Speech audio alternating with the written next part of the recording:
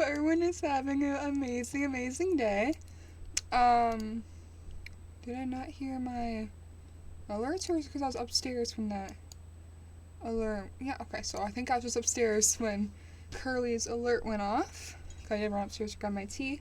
I see that Curly redeemed first, and hi, Wizard. Hope you're having an amazing, amazing day. First things first, we need to, give a little shout out to someone. So I have a thrones list because, oh no, I forgot to put one thing I forgot to do, which is that, completely forgot to do that. Kaizen gifted me the panel light, and somehow I forgot to put it on. Let's do a little shout outs for this lovely, lovely person off my list who got me a book set that we are going to be reading when we get it. I'm very excited. So, oh no, you can't see it because, okay, I was gonna bring it over and I realized, oh no, I don't have, okay, so I'm gonna put you guys over there. And then we are gonna switch over to my webcam thing for a second. They got me the little classic Jules Verne collection 5-book paperback box set, and there's a couple books in there that we are going to read, and you guys are gonna love Jules Verne so much, and yeah, I'm so excited. I knew you guys are gonna love Jules Verne. I'm gonna have to move everything back over. Okay. Because that's all right. Okay. I'm so excited. I'll do a little unboxing video of that on TikTok when I get that. I'm so excited about that. Oh, that actually reminds me, and I literally have nothing on there. Well, actually, I added some monsters on there. I absolutely love monsters. So I had some monsters, and I wanted to try one of those chocolate orange things, like the orange flavored chocolate. That's you can peel it apart to be but it's chocolate, but it looks like an orange. That's one of two things I have on there right now because of that. Were you just outside? I went upstairs, so I didn't see the alert thing. But I did go to a water park today and yesterday, which is why I wasn't streaming yesterday. But we need to get in the book. Also, I tried something different with my tea today. Why do you think I was outside? So, there's a variety pack of teas I got for Christmas. And it had a bunch of different ones. And I saw a honey lemon one, and that reminded me of, I forgot who it was, but someone yesterday. Hey! My room is cold, okay? It is cold where I am. Yeah. But it's honey lemon tea, and I didn't put any lemon or sugar. Honey or sugar in my tea because it has honey lemon tea in the the name of the thing. Hi, Nick. How are you doing today? Yeah, and I have my water, and I keep getting hair in my mouth. That's fantastic. Yeah, we're gonna hop right into that. My tea is still very, very hot. But yeah, look how cute this little mug is. It's so adorable. Yeah. And I have my water too. We're working on Cogver's. Oh! Winter. Will you give me a drink of water, for Christ's sake? I can hear it took a second. I got delayed for a second. No! No! Driving in my car right after Alliance, we need to shout out someone. Which is Zian. I'm sorry if I'm butchering your name. If you're in here right now, I'm sorry. So we are shouting out the person who bought me a box set of books. Winter is definitely here. Zian _ Sue, which I am following her. So hopefully. Yes, it worked! Yes. Go follow her. She's very, very lovely. She doesn't stream too much, But when she does, they're like very long streams, so yeah. I'm not great. I have the day off, see how well sorry. I just got I'm not great. I have my day out to see how well I did my best. I entered tournament, came second place, and I thought, oh, at least you got second place though. Like, I feel like it's that time of the year where everyone's kind of getting sick, so yeah. But I'm happy to hear that you got second place though. Hopefully this is better now. What? We should get into the book. That winter. Okay. We get some water.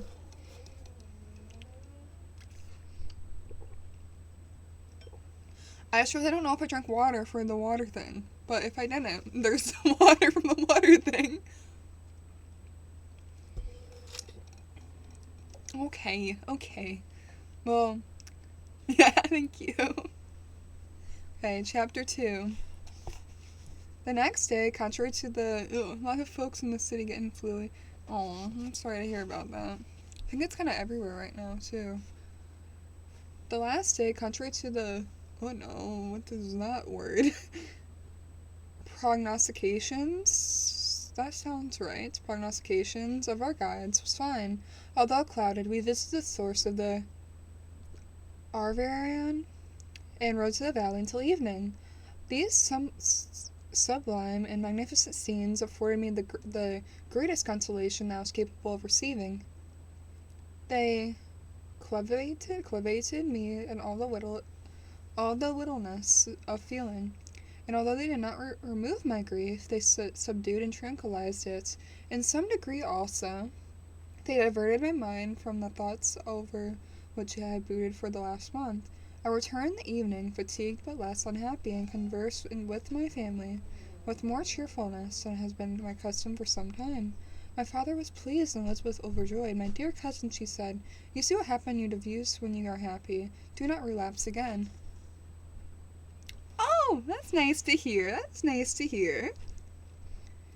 The following morning, the rain poured down in torrents and thick mists at the summits of the mountains. I rose early but felt unusually melancholy.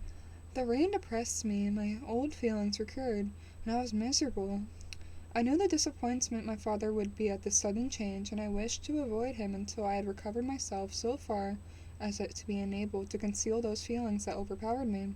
I knew that they would remain that day in the inn, and as I had ever inured myself to rain, moisture, and cold, I resolved to go alone to the summits of Montevert. I remember the efforts of the view of the tremendous and ever-moving glacier that had produced upon my mind when I first saw it. It had then filled me with the sublimest ecstasy that gave wings to my soul and allowed it to soar. Okay, I'm going to turn this down a little bit. Okay, hopefully that looks a little bit... Curly, what is that? Okay, I think that's a little bit better. Okay, I'm gonna move my thing over here where it normally is. Yeah, that's better. One of my teas... That's still way too hot. I was about to take a drink of it, and I was like, oh no, I can really feel the warmthness. The warmth of it coming up. So I was like, nope, that is way too hot. Still, I don't know her name, but I know it's AJ.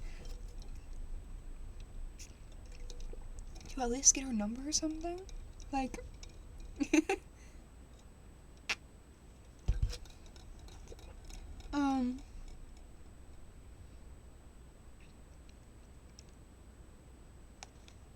had filled me with the sublime ecstasy that gave wings to the soul, and I was to soar from the obscure world of light and joy. The sight of the awful and majestic in nature had indeed always the effects of solemnness, solemnizing my mind, and caused me to forget the passing cares of life. I determined to go alone, for I was well acquainted with the path, and the presence of another would destroy the solidarity of grandeur of the scene. The ascent is precipitous, but the path is cut into continual and short windings, which enables you to surmount to the perpendicular. I could. Okay. Oh, okay. So. Okay. So. Okay. First, I thought it was a kind of thing that's like you saw them once, and you know you're not gonna see them again. So okay.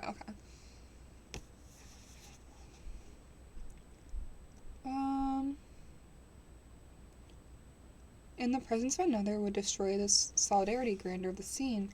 The aspect is perpetuous, but the path is cut into to a continual and short windings, which enables you to surmount the okay, I am get so tripped up on words that are cut between two lines. It's perpendicularity of the mountain, in the scene of terrifically desolate. In 1,000 spots the trace of the winter avalanche may be perceived, where the trees lie broken and skewed on the ground, some entirely destroyed, others bent, leaning upon the jutting rocks of the mountain and traversity upon other trees. The path as you ascend higher is intersected by ravines of snow, down which stones continually roll from above. One of them is peculiarly dangerous, as the slightest sound, such as even speaking in a loud voice. Like I know. Okay. But, I leave off. The path as you ascend higher is intersected by ravines of snow, down which stone continually roll from above. One of them is particularly. I keep getting tripped up on that word. Peculiarly dangerous, as the slightest sound, even speaking in a louder voice, produces a concussion of air, sufficient to draw destruction upon the head of the speaker. The pines are not tall or luxuriant, but are somber, and add an air of severity to the scene. I looked at the valley beneath. Vast mists were rising from the river, which ran through it, and curling in thick wreaths around the opposite mountain. What directions from? The opposite mountain, whose summit were hid in uniform clouds, as rain poured from dark skies. It announced the melancholy impression I received from the objects around me. Alas, what does man boast of sensibilities superior to those apparent to the brutes? It only renders them more necessarily beings. If our impulses were confined to hunger, thirst, or desire, we might be nearly free. But now we are moving by every wind that blows, and chance a word or scene that world may convey to us. We rest in a dream its power to poison sleep. We rise, one wandering through pollutes the day. We feel, conceive, or reason, laugh or weep, embrace fond woe, or cast our cares away. It is the same for to be joy or sorrow. The path in its departure still is free. Man's yesterday may near be his morrow. Naught may endure but mutability. It is nearly noon when I arrived at the top of the ascent. From the time I sat upon the rocks that overlooked the sea of ice. A mist covered both that and the surrounding mountains. Presently, a breeze dissipated in the clouds. Wait, why is my light? Okay, no, wait. My light was weird for a second. 1 second. It's like blue instead of green for a second. I got nervous that you couldn't hear me, but you definitely can. Yeah, I don't know what that was.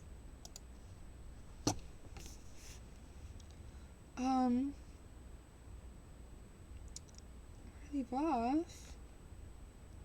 A mist covered both that and the surrounding mountains.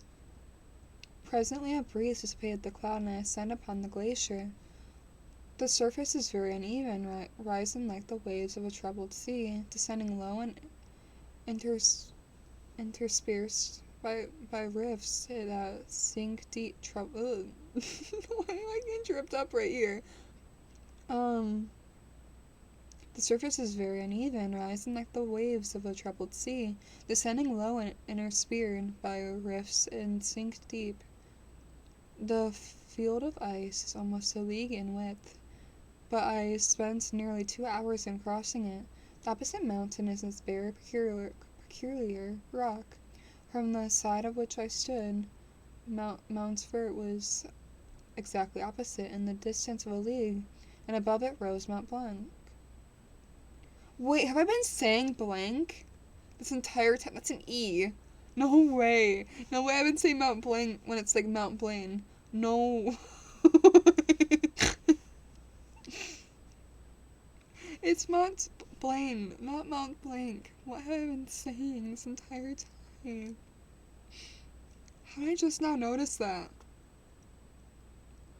From the side which I stood now, Montanvert was exactly opposite at the distance of a league, and above it rose Mount Blaine, an awful majestic.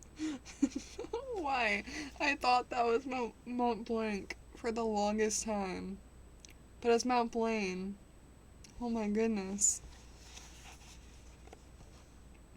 An awful majesty.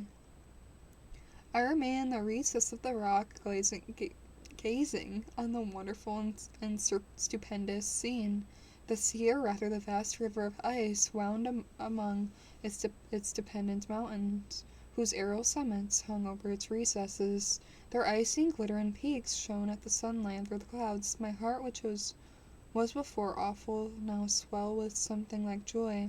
I exclaimed, wandering spirits, if indeed you wander, and do not rest in the narrow beds, allow me this faint happiness, or take me as your companion away from the joys of life. As I said this, I suddenly beheld the figure of a man, at some distance advancing towards me with superhuman speed.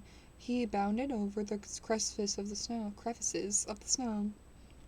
of the ice, okay, among which I walked with caution. His stature also, as he approached, seemed to exceed that of a man.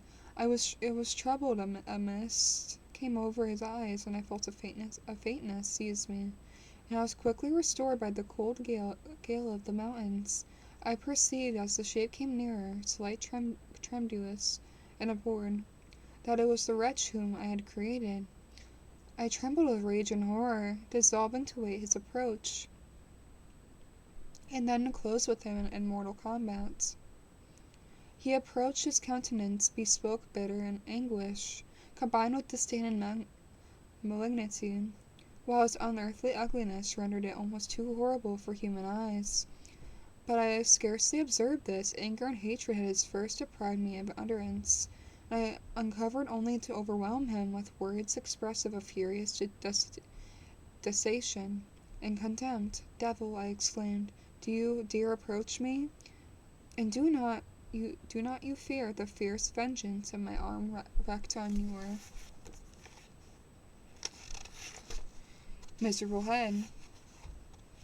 Begone, vile insect, or rather stay, that I may trample you to dust, and oh, that I could, with the extinction of your miserable existence, restore those victims of whom you have so diabolically murdered. I expected the reception, said the daemon. Oh, well, that was. I don't know if you even heard that. It looks like you heard it. Said the daemon. All men hate the wretched. How then must I be hated, who I am miserable beyond all living things? Yet you, my creator, detest and spurn me, thy creature, to whom thou art bound by ties only dissoluble by the annihilation of one of us. You purpose to kill me. How dare you sport thus with life? Do your duty towards me, and I will do mine towards you, and then the rest of mankind. If you will comply with my conditions, I will leave them and you at peace. If you refuse, I will glut and maw of death, until it will be satiated with blood and your remaining friends. Abhorred monster, fiend that thou art, that the tortures of hell are too mild a vengeance for thy crimes. Wretched devil, you approach me with your creation. Come on then, that I must extinguish and spark from so negligently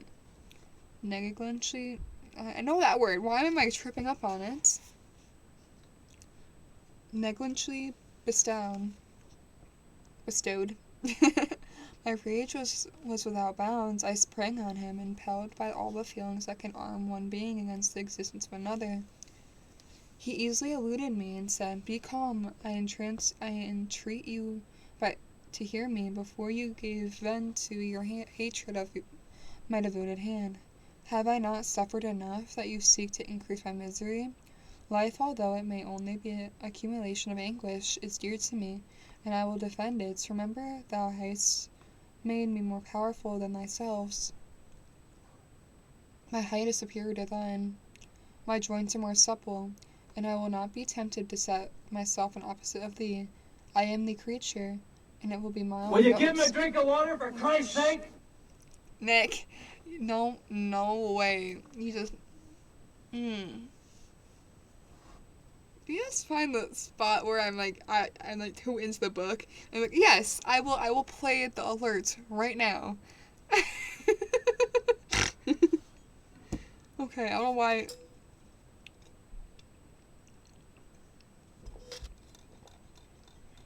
No.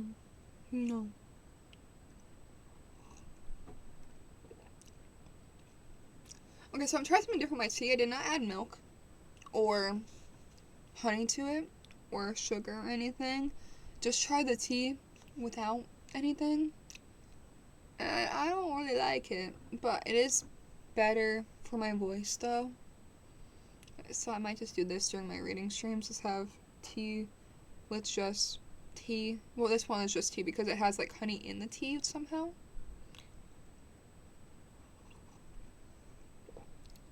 I feel like I can taste it, even though it doesn't make any sense how there's honey in the tea. I don't know. But I taste it, so.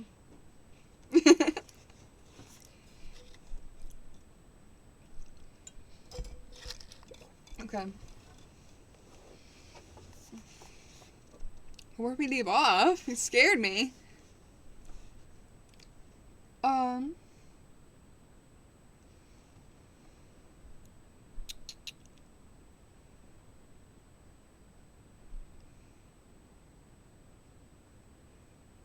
I don't know where I left off.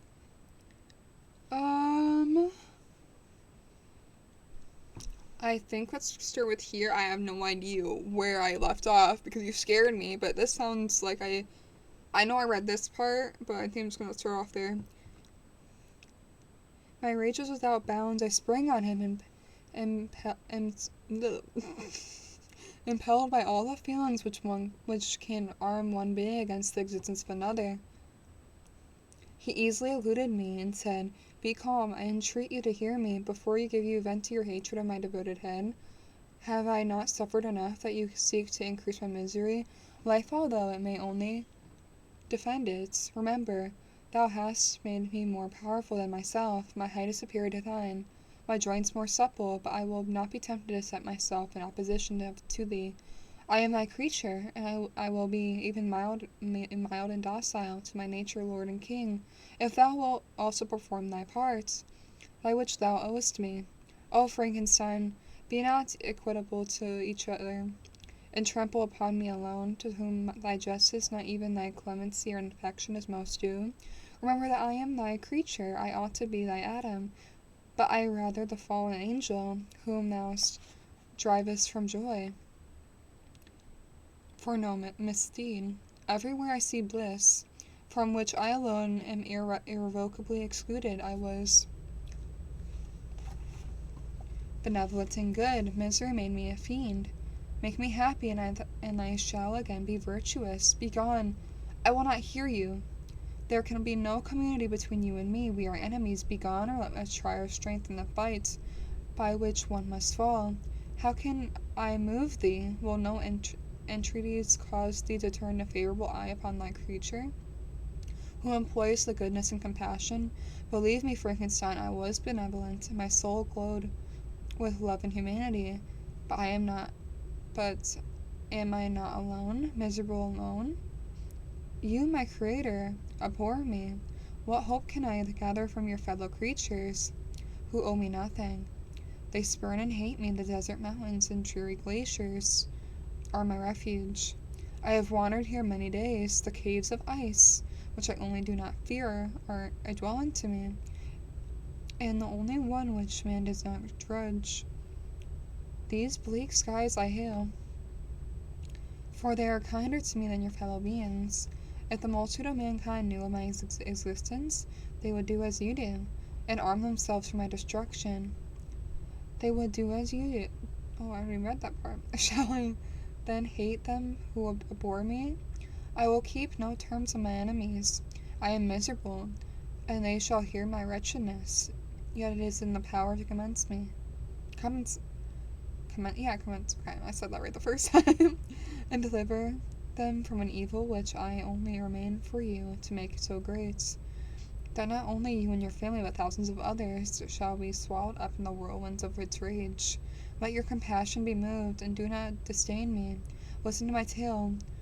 When you have heard that, abandon or dismemorate me, as you shall judge that I deserve. But hear me. The guilty are allowed, by human laws, bloody as they may be, to speak of their own defense before they are condemned. Listen to me, Frankenstein. You accuse me of murder, and yet you would, with a dissatisfied conscience, destroy your own creature. I meant to say creation, but this is the same as creature-ish. So, it's what did I say? So, it's creature. Destroy your own creature, oh praise the eternal justice of man. Yet I ask you not to spare me. Listen to me then, if you can, if you will, destroy the work of your own hands. Why do you call to my remembrance circumstances of which I shudder to reflect? And I have been the miserable origin of the author. Cursed be the day, abhorred devil, in which you first saw light. Cursed, although I curse myself, by the hands that formed you. You made me wretched beyond expression. You have left me no power to consider whether I am just to you or not. Begone, believe me of the sight of your detested form. Thus I relieved thee, my creator, he said, and placed his hands before his eyes, and as I flung from me with violence. Thus I take from thee a sight which you abhor. Still thou canst listen to me, and grant me thy compassion by the virtues that I once possessed. I demand this from you. Hear my tale. It is long and strange. The temperaments of this place is not fitting for your fine sensations. Come to the but upon the mountain. The sun is yet high in the heavens, before it descends to hide itself behind yon snowy precipice and illuminate another world. You will have to hear my story, and you can decide.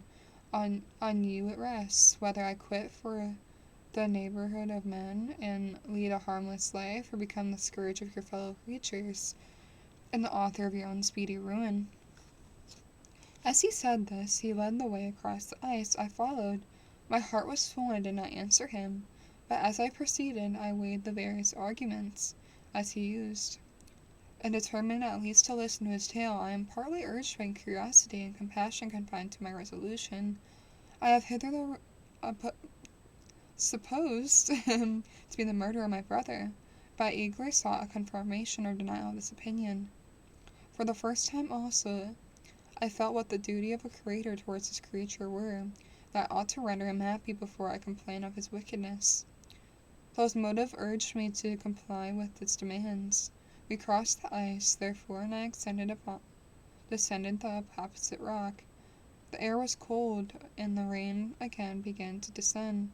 We entered the huts, and the fiend with the air of exhaustion, with a heavy heart and depressive spirits, but I consented to listen, and seated myself on the fire which my odious companion had lighted, and thus began the tale.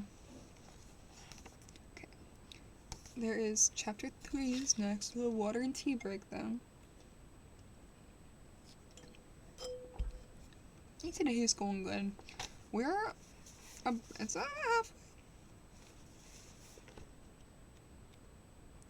Yeah, it's only about 250 pages. And we get about 50 pages in each. We're almost at page 100. Could we finish the book tomorrow? Could we finish this in 4 streams? I think we could. Let's aim for 50 pages today.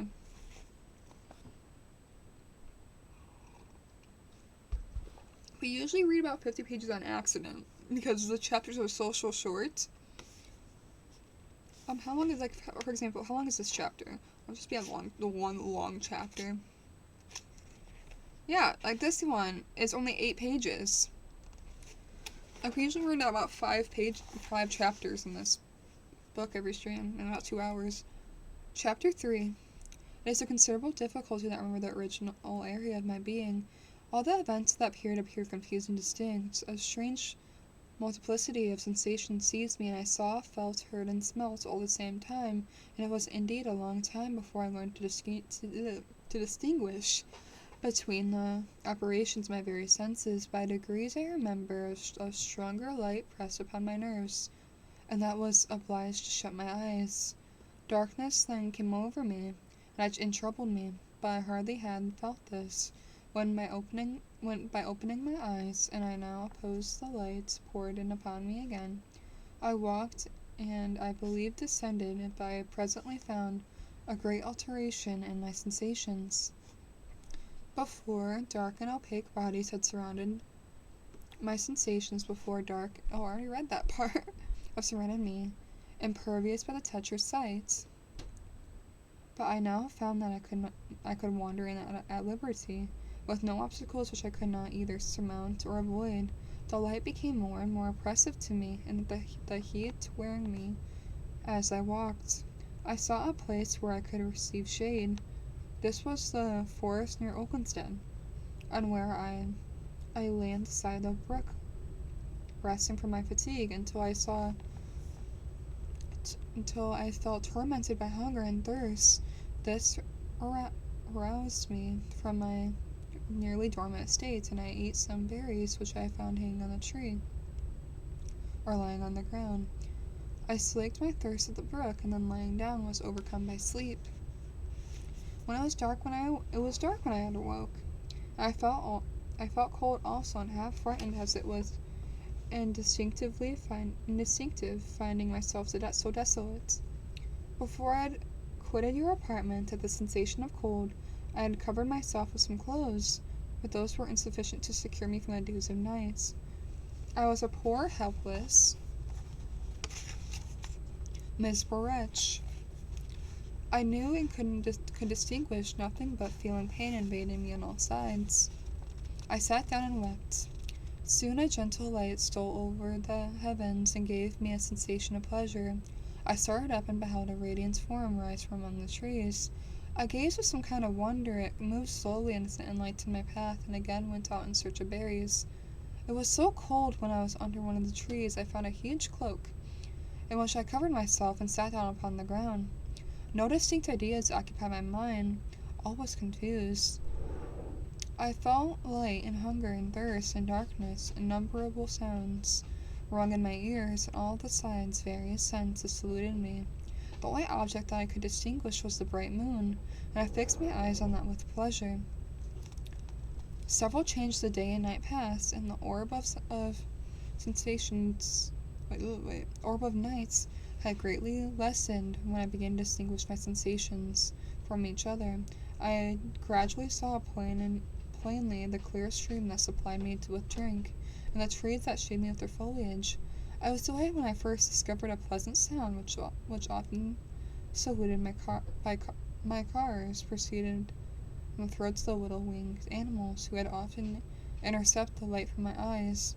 I began also to observe with greater accuracy the forms that surrounded me, and to perceive the boundaries of the radiant roof of light which canopied me, but I was unable. Sometimes I wished to express my sensations with my own mode, but the uncouth and inarticulate sounds which broke me from frightening into the silence again.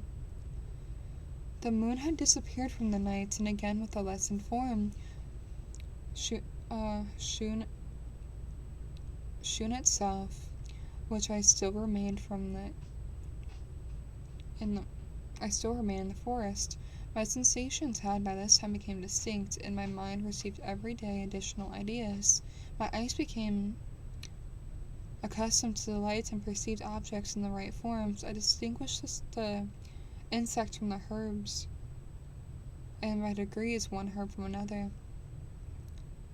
I found that the sparrow uttered none but harsh notes, while those of the blackbird and thrush were sweet and enticing. One day, when I was oppressed by cold and found a fire which had been left by some wandering beggars, I was overcome with delight of the warmth and experience from it, and the... Oh, sorry, I lost my place. I don't know how I lost my place. And the cool... Not even the cool, and the joy. I thrust my hand in the live embers, but quickly drew it out again in a cry of pain. How strange, I thought, the same cause which produced such opposite effects. I examined the materials of the fire, and to my joy I found it to be composed of wood. I quickly collected some more branches, but they were wet, and would not burn. I was pained by this, but still sat watching the operations of the fire. The wet wood which I had placed near the heat dried, and itself became inflamed. I reflected on this, and by touching the various branches I discovered the cause, and busied myself in collecting great quantities of wood, that I might dry it, have plentiful supply of fire. When night came on, and brought the sleep with it, I was in the greatest fear lest my fire should be distinguished. I covered it carefully with dry wood and leaves, and placed wet branches upon it, and then spreading my cloak, I lay on the ground and sank into sleep. It was morning when I awoke. And while the first care was to visit the fire, I uncovered it, and gentle breeze quickly fanned it into a flame.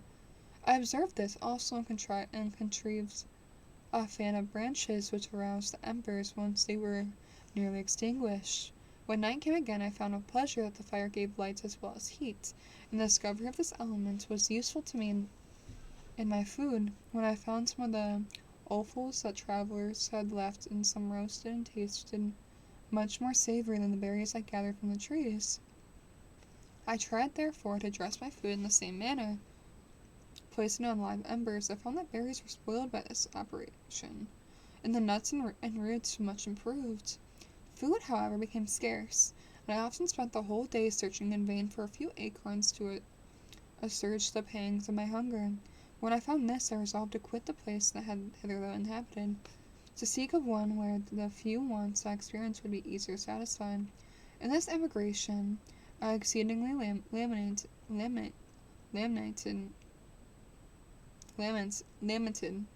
that was the word I was looking for, lamented the loss of the fire which I had obtained through accident, and knew not how to reproduce it. I gave several hours to serious consideration of this difficulty, but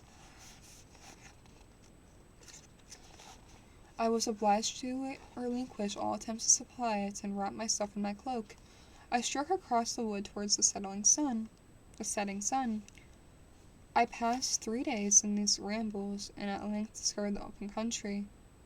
A great fall of snow had taken place the night before, and fields were one uniform white. Appearance were disconsolate, and I found my feet chilled in the cold, damp substance that covered the ground. It was about 7 in the morning, and I longed to obtain food and a shelter. At length I perceived a small hut on the rising ground, which had doubtless been built for the convenience of some shepherd. This was a new sight for me, and I examined the structure with great curiosity. Finding the open door, I entered. An old man sat in it near a fire, over which he was preparing his breakfast. He turned on hearing the noise. Perceiving me, shrieked loudly, and quitted the hut, ran across the fields at the speed of which he obliterated form hardly debilitating. Debilitating form hardly appeared capable. His appearance different from any I had seen before, and his flight somewhat surprised me. But I was enchanted by the appearance of the hut. Here in the snow rain could not penetrate. The ground was dry and presented to me as an exquisite and divine retreat as pandemonium appeared at the demons of hell before the suffering of the lake of fire. I greedily devoured the remnants of the shepherd's breakfast, which consisted of bread and cheese, milk and wine. The latter, however, I did not like. Then, overcome by fatigue, I lay down among some straw and fell asleep. It was noon when I awoke, and allured by the warmth of the sun, which shone brightly on the white ground, determined to recommence my travels and depositing the remains of the peasant's breakfast in a wallet I found. I proceeded across the fields for several hours, until at sunset I arrived in a village. How miraculous this did appear! The huts, the neater cottages, and the stately houses engaged my admiration in turns. Vegetables in the garden, the milk, and the cheese that I saw placed at the windows of some of the cottages allured my appetite. One of the best of these I entered, but I hardly placed my foot within the door before the children shrieked, and one of the women fainted. The whole village was roused. Some fled. Some attacked me until grievously bruised by stones and many other kinds of missile weapons. I escaped in the open country and fearfully took refuge in a low hovel, quite bare and making a wretched appearance upon the palaces I had beheld in the village. This hovel, however, created a cottage with a neat and pleasant appearances. But after my late dearly bought experience, I dare not enter it. The place of the refuge was constructed of wood, but so low I could with difficulty sit upright in it. No wood, however, was placed on this earth, which formed the floor, but it was dry, and although the wind entered it by the innumerable kinks, I found it an agreeable asylum from the snow and rain. Here then I retreated and lay down, happy to have found a shelter, however miserable from the inclemency of the season, and still more the barbarity of man. As soon as morning dawned, I crept from my kennel, that I might view the adjacent cottage, and discover that I could remain in the habitation I had found. It was situated against the back of the cottage, and surrounding the sides of which were exposed by a pigsty and a clear pool of water. One part was open, and by that I crept in, but now I covered every crevice on which I might be perceived of stone and wood.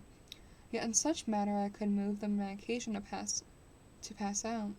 All the light I enjoyed came through the sty, and that was sufficient for me. Having thus arranged my dwellings and carpeted it with clean straw, I retired. For I saw the figure of a man at a distance, and I remembered too well my treatment the last night before to trust myself in his power. I had first, however, provided for the sustenance of that day by a loaf of coarse bread, which I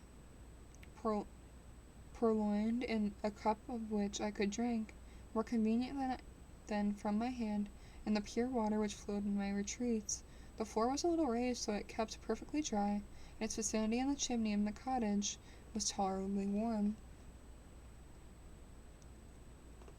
Being thus provided, I resolved to reside in this hovel, until something would occur which might alter my determination. It was indeed a paradise, compared to the bleak forest my former residence. The rain dropped branches and dank earth. I ate my breakfast with pleasure, and I was about to remove a plank to procure myself a little water. I heard a step, and looking through a small chink I beheld a young creature with a pail in her hand. Passing before my hovel, the girl was young and gentle demeanor, unlike what I have seen since cottagers and farmhouse servants to be, yet she was meanly dressed, a coarse blue petticoat and a linen jacket being her only garb. Her fair hair was plaited, but not adorned. She looked patient, yet sad. I lost sight of her, but in about a quarter of an hour she returned, bearing the pail, which was now partly filled with milk. As she walked along, seemingly encommended by the burden, a young man met her, whose countenance expressed a deeper despondence. Uttering a few sounds which air of melancholy, he took the pail from her head and bore it to the cottage himself. She followed and then disappeared.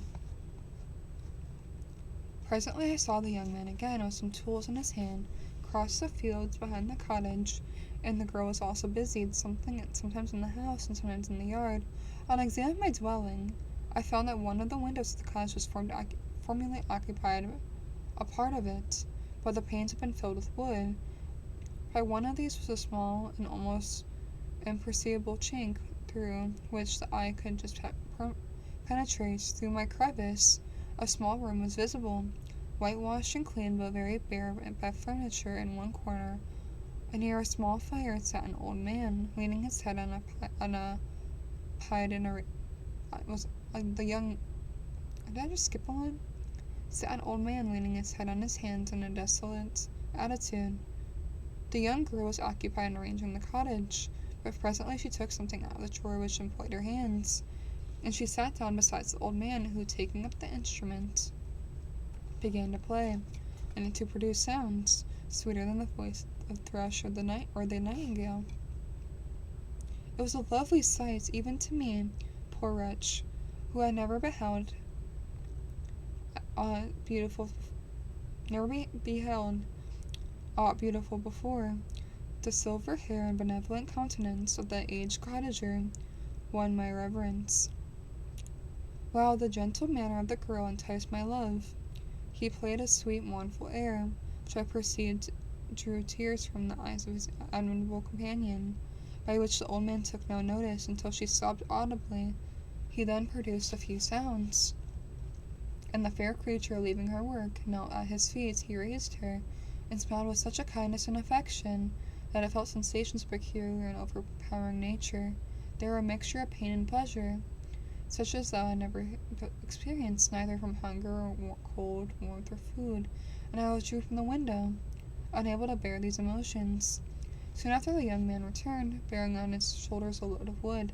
The girl met him at the door, helped to retrieve him his burden, and taking some of the fuel into the cottage, placed it on the fire, and then the youth went to peer apart into the nook of the cottage. He shewed her a large loaf and a piece of cheese. She seemed pleased, and went into the garden for some roots and plants, which she placed in water and then upon the fire. She afterwards continued her work, whilst the young man went into the garden, appeared busy, employed in digging and pulling up roots. After he had been employed thus for about an hour, the young woman joined him, and they entered the cottage together. The old man had, in the meantime, been pensive, but on the appearance of his companion, he assumed a more cheerful air. They sat down to eat. The meal was quickly dispatched. The young woman again occupied in arranging the cottage. The old man walked before the cottage in the sun for about a few minutes, leaning on the arms of the youth. Nothing could exceed in beauty in the contrast between these two excellent creatures. One was old, with silver hair and a countenance becoming the benevolent in love. The younger was slight and graceful in his figure, and his features were molded with the finest symmetry, yet his eyes and attitude expressed the utmost sadness and despondency. The old man returned to the cottage, and the youth, with tools different from those he had in the morning, directed his steps across the field. Night quickly shut in, but to my extreme wonder, I found that the cottager had a means of prolonging light by use of tapers, and was delighted to find that a settling of the sun did not put an end to the pleasure I experienced in watching my human neighbors. In the evening, the young girl and her companion were employed in various occupations which I did not understand. The old man took up the instrument, which produced the divine sounds which enchanted me in the morning. So soon he had finished, the youth began not to play, but to utter sounds that were monotonous and neither resembling. Sorry, I need to take a breath. Okay, sorry. And neither resembling the harmony of the old man's instruments or the songs of the bird. I since found that he read aloud, but at that time I knew nothing of the science of words or letters. The family, after having thus occupied for a short time, extinguished the lights and retired, as I conjured, to rest. Next is chapter 4. No water and tea break, though.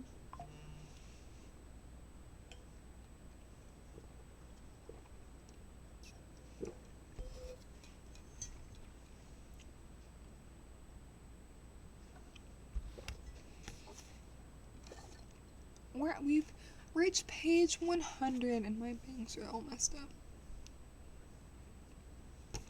100. 150 more pages to go. That's a very short chapter. That's only what, like 1, 2, 3, 4, 5. That's only 6 pages. That's a tiny, tiny chapter. Chapter 4. I lay on my straw, but I could not sleep. I thought of the occurrences of the day, which chiefly struck me in the gentle manner of these people, and I longed to join them, but dared not. I remembered too well the treatment I had suffered the night before the barbarous villagers, and resolved to whatever course of conduct I might hereafter think it right to pursue, that for the present I would remain quietly in my hovel, watching the endeavoring of discovering the motives in which influenced their actions. The cottagers arose the next morning before the sun. The young woman arranged the cottage and prepared the food, and the youth departed after the first meal. The day was passed in the same routine of which preceded it. The young man was constantly employed out the doors, and the girl, where did I get the young from? The girl in various laborious occupations within. The old man, whom I soon perceived to be blind, employed his leisure hours on the instruments, or on contemplation. Nothing could exceed the love and respect the younger cottagers exhibited towards their vulnerable companion.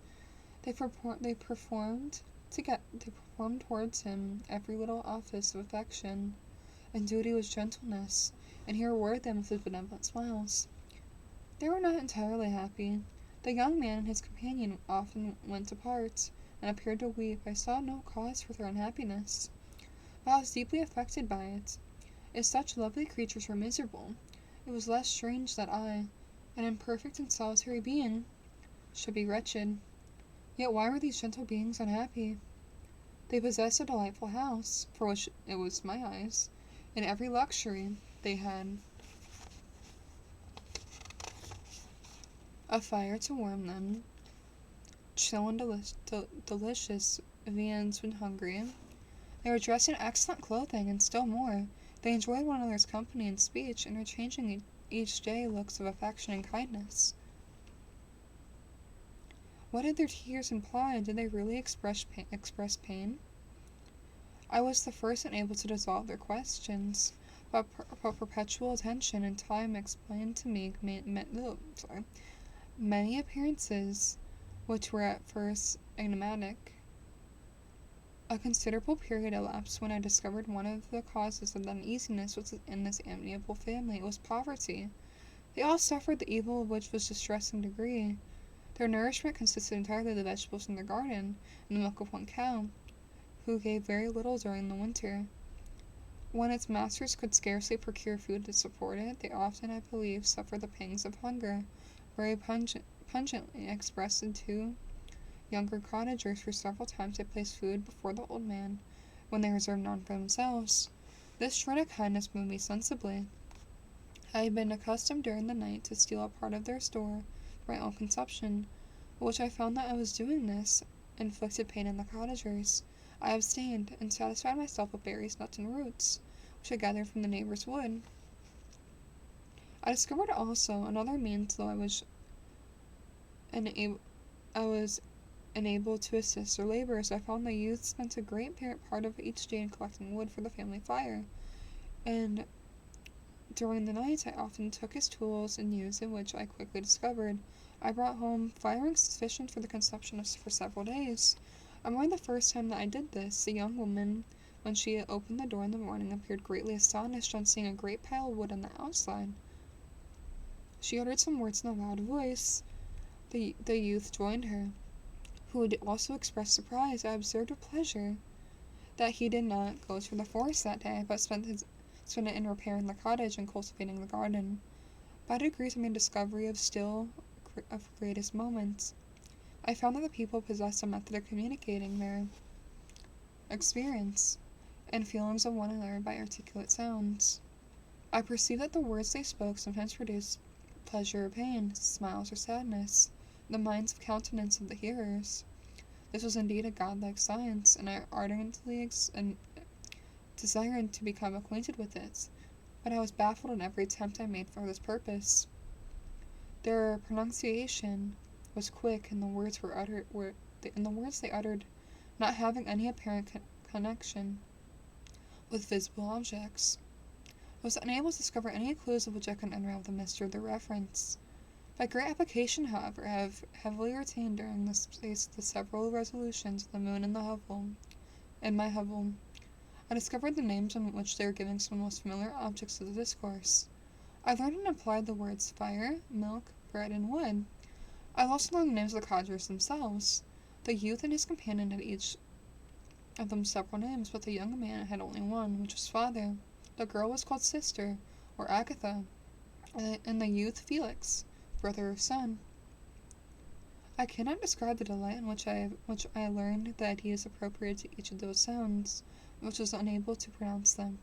I distinguished several other words, without being able to understand or apply them, such as good, dearest, or unhappy. Water break.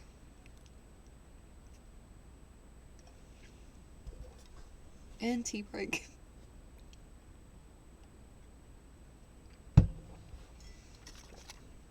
Oh, just dropped my chapstick.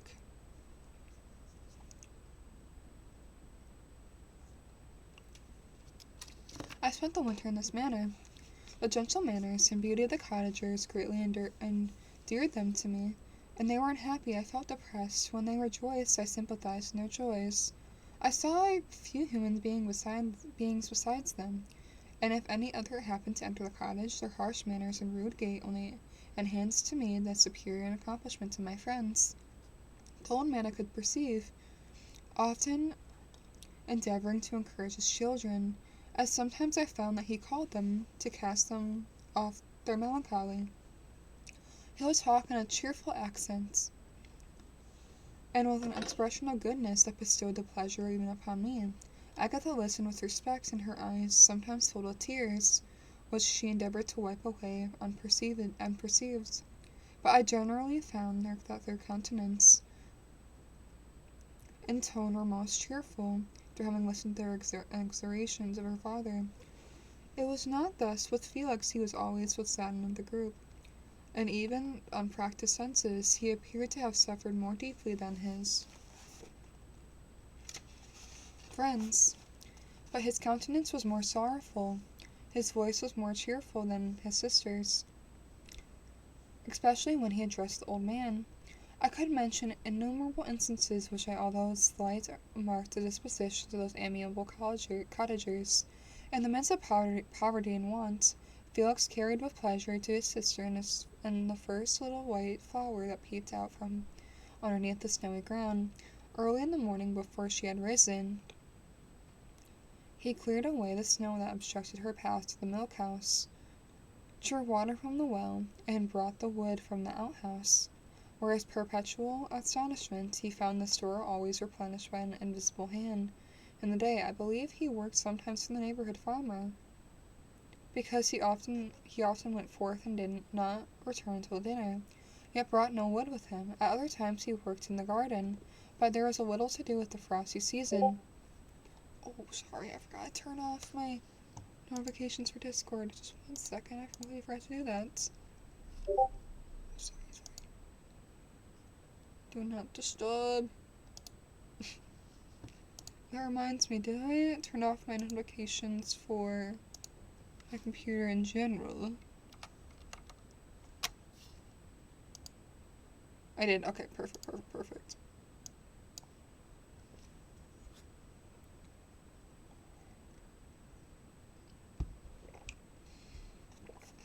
Okay, where did I leave off? At other times he worked in the garden, but as there was little to do with the frosty season, he read to the old man and Agatha.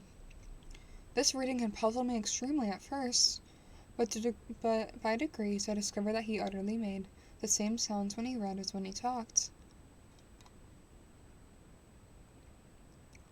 I conjectured. Delete this.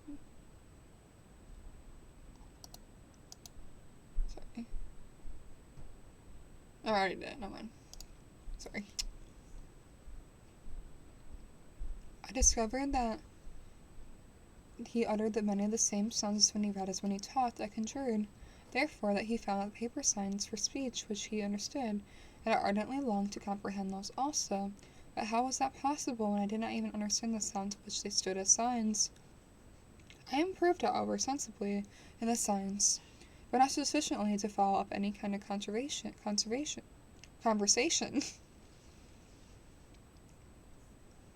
Although I applied my whole mind in the endeavor, for I easily perceived that, although I eagerly longed to discover myself the cottagers, I ought not to make my attempt until I had first become the master of my language, which knowledge might enable me to make them overlook the deformity of my figure. For with this also the contrast perpetually presented to my eyes that made me acquainted. I had admitted the perfect form of my cottagers, their grace, beauty, and delicate complexions. For how was I terrified when I viewed myself in the transparent pool? At first I started back, unable to believe that I was indeed I who was reflected in the mirror. And when I became fully convinced that I was in reality the monster I am, I was filled with the bitterness, sensations of despondence and mortification. Alas, I did not entirely know the fatal effects of the miserable deformity. As the sun became warmer and the light of day longer, the snow vanished, and I beheld the bare trees of the black earth. From that time Felix was more employed in the heart-moving indications of impending famine disappeared. Their food, as I afterwards found, was coarse, but it was wholesome, and they procured a sufficiency of it. Several new kinds of plants sprung up in the garden, which they dressed, and these signs of comfort increased daily as the seasons advanced. The old man leaned on his son, walking each day at noon, when it did not rain, as I found he was called when the heavens poured forth their waters. This frequency took place as a high wind quickly dried the earth, and the season became far more pleasant than it had been. My mode of life in this hovel was uniform. During the morning I attended the motions of the cottagers, and when they were dispersed in several occupations, I slept. The remainder of the day was spent in observing my friends. When they retired to rest, if there was any moon or night, or the night was starlight, I went to the woods and collected my own food and fuel for the cottage. When I returned, as often as was necessary, I cleared the path from the snow and performed those offices that I had seen done by Felix. I afterwards found that these labors performed by the invisible hand greatly astonished them, and once or twice I heard them on these occasions utter the word good spirit. Wonderful. I did not then understand the significance of these terms. My thoughts now became more active, and longed to discover the motives and feelings of these lovely creatures. I was inquisitive to know why Felix appeared so miserable, and Agatha so sad. I thought foolish rich for context is an apostrophe is and not brackets. I'm blanking on the words, but the little like things that's like this and like this. I don't know why. Parentheses. It's parentheses. I'm just gonna ignore that. Why is my Discord open now? Okay.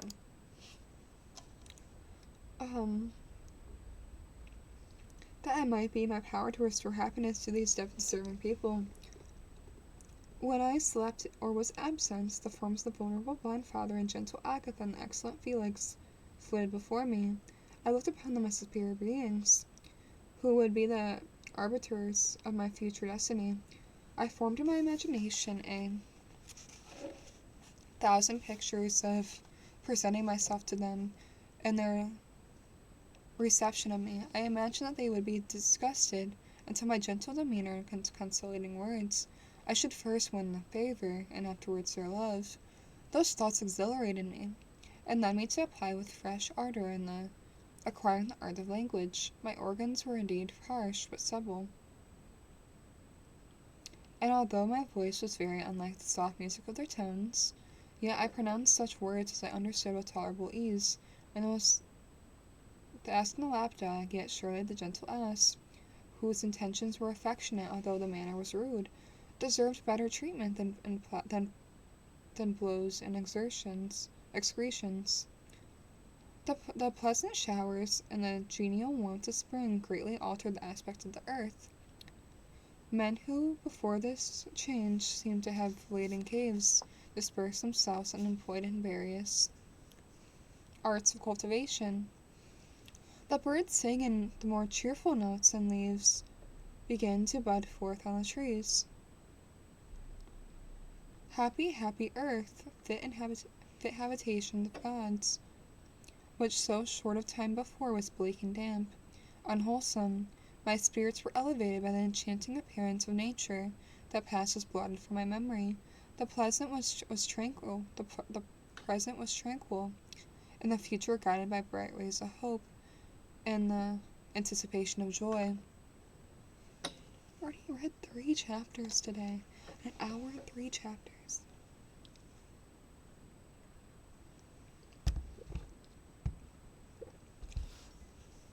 Okay, water break. This next chapter, chapter 5, is pages. That's why one thing I do really like how short these chapters are, but the one negative aspect of it, that keeps saying, oh, just one more chapter, opposed to the Poppy War, which I'm reading the second book right now. Those chapters are like 20 pages. So I'm like, oh, that's a little, I can't just read another chapter sometimes. But these ones, since you're only like, this next one's only 6 pages, I'm like, oh, I need to read another one. 6 pages was just not enough, and then it just keeps on going. You just keep on going. Because with this, like, when I stream this book, I literally just read until my voice is like, nope. Because that's how short the chapters are. I don't have to read like 2 or 3 chapters of this. My first stream was just 2 chapters though, because I kept getting distracted though. But let's get back into chapter 5.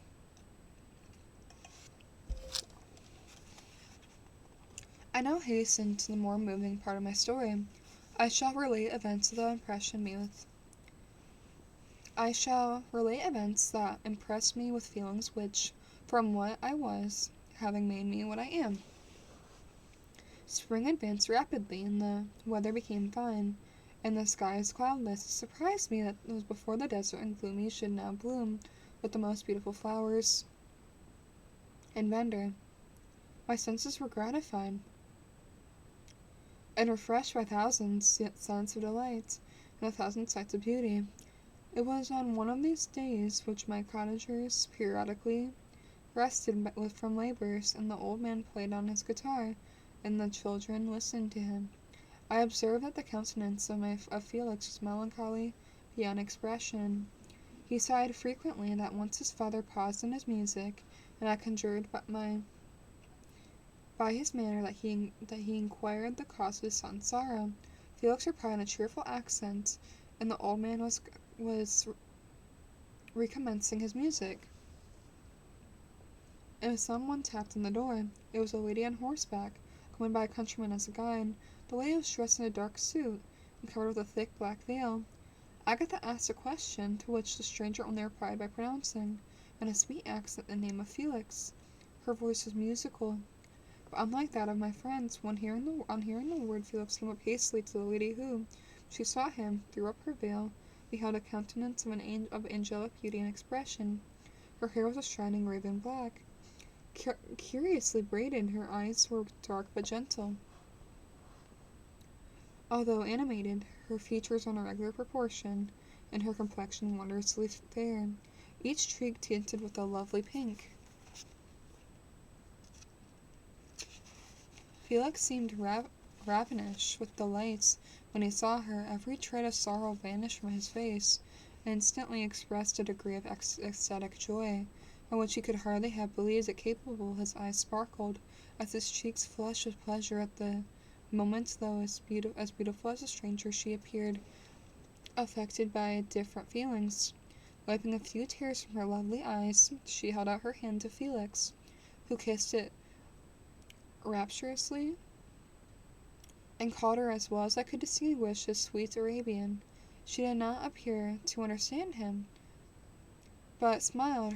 He insisted her to dismount, but dismissing her guide. Oh, and dismissing her guide. Conducted into the cottage, some conversation took place between him and his father, and the young stranger knelt at the old man's feet, and would kiss his hand, but he raised her and embraced her affectionately. I soon perceived that although the stranger uttered articulate sounds and appeared to have a language of her own, she was neither understood by or herself understood the cottagers. They made signs which I did not comprehend, but I saw that her presence diffused gladness through the cottage, dispelled their sorrow, and the sun dissipated the morning mist. Felix seemed peculiarly happy. With smiles of delight, welcomed his Arabian. The ever gentle Agatha, kissed the hands of the lovely stranger, and pointed to her brother, made signs which appeared to me to mean that he had been sorrowful until she came. Some hours passed thus, while they by their countenance expressed joy, the cause of which did not comprehend. Presently I found by the frequent recurrence of one sound which the stranger repeated after them, and that she was occurred to me, that I should make use of the same instructions to the same end. The stranger learned about 20 words the first lesson. Most of them, indeed, were those which I had before understood, but I profited by the others. As the night came on, Agatha and the Arabian retired early. While they separated, Felix kissed the hand of the stranger and said, "Good night, sweet Safi." He sat up much longer, conversing with his father, and by the frequent repetition of her name, I conjectured that their lovely guest was the subject of their conversation. I ardently desired to understand them, and bent every faculty towards that purpose, but found it utterly impossible. The next morning Felix went out on his work, and after the usual occupation of Agatha was finished, and the Arabian sat on the feet of the old man, and taking his guitar, played some airs so entrancingly beautiful that they at once drew tears of sorrow and delight from my eyes. She sang, and her voice flowed in a rich cadence, swelling or dying away like a nightingale in the woods. When she finished, she gave the guitar to Agatha, who at first declined it. She played a simple air, and her voice accompanied a sweet accent, but unlike the wondrous strain of the stranger. The old man appeared enraptured, and said some words which Agatha endeavored to explain to Safi, in which he appeared to wish to express that she bestowed on him the greatest delight of her music. The days now passed as peacefully as before, with the sole alteration that joy was taking place in the sadness of the countenance of my friends. Safi is always gay and happy. She and I have improved rapidly in the knowledge of language, so that in 2 months I began to comprehend most of the words uttered by my protectors. In the meanwhile, also the black ground was covered with herbage, and the green banks interspersed with innumerable flowers, sweetened the sense of the eyes. She stars a pale radiance among the moonlight woods. The sun became warmer, the night clearer and balmy. The nocturnal rambles were extreme pleasure to me, although they were considerably shortened in the late setting and early rising of the sun, for I never ventured abroad during the daylight, fearful of meeting with the same treatment I had formerly endured in the first village I had entered. My days were spent in close attention I might be more speedily mastered the language, and I may boast that I improved more rapidly than the Arabian, who's understood very little and conversed in broken accents, whilst I comprehended and could imitate almost every word that was spoken. While I improved my speech, I also learned the science of letters, and it was taught by the stranger, and this opened before me a wild field of wonder and delights. The book of which Felix was instructed Safi was Volney's Ruin of Empires. I should not have understood the purport of this book, but not Felix. In reading it, giving every minute's explanations, he had chosen this work, he said, because the declamatory style was framed at imitation of the Eastern authors. Although this work obtained a cursory knowledge of history and view of the several empires at present which existed in the world, it gave me an insight into the manner, governments, and religions of the different nations of the empire. Of the earth, not empire, of the earth. Are in the slothful asistics of the stupendous genius and mental activities of the Grecians, of the wars and wonderful virtue of the early Romans, and the subsequent degeneration of decline that mighty empire, of chivalry, Christianity, and kings. I heard a discovery of the American hemisphere and wept with Safi over the hapless fate of its original inhabitants. There were wonderfully narrations that inspired me with strange feelings. Was man indeed once so powerful, so virtuous and magnificent, yet so vicious and base? He appeared at one time as more of a scion of the evil principle, and he appeared at one time a more sign of... I reread that accident. And another that can be conceived of noble and godlike. To be a great and virtuous man appeared the highest honor that can befall a sensitive being. To be base and vicious, as many on record have been, appeared the lowest degradation, a condition more abject than the blind mole or harmless worm. For a long time I could not conceive how one man could go back and forth and murder his fellow, and even why there were laws and governments, for when I heard details of vice and bloodshed, my wonder ceased, and I turned away with disgust and loathing. Every conversation the cottagers now open in English. Oh, thank you. Starluna 555 followed your channel. Thank you. We met our goal. We met our follow goal. Okay, I don't know what the new one is. It's just it's like when Twitch automatically re-ups the follow, you know? We are now at 110 followers. I am so sorry if that scared you. I appreciate the follow, thank you. I'm sorry if that scared you. I think it goes up by 5 or 10, so I think our next goal is well, I can actually check, actually. Let's see.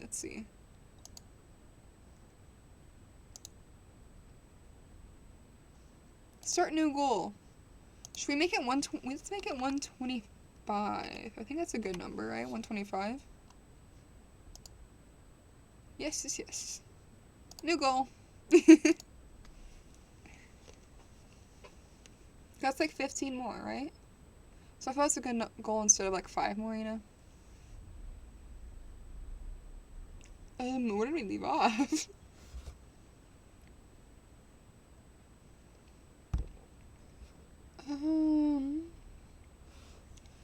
Every conversation of the cottagers now open and wonders to me, while I listen to the instructions and how Felix was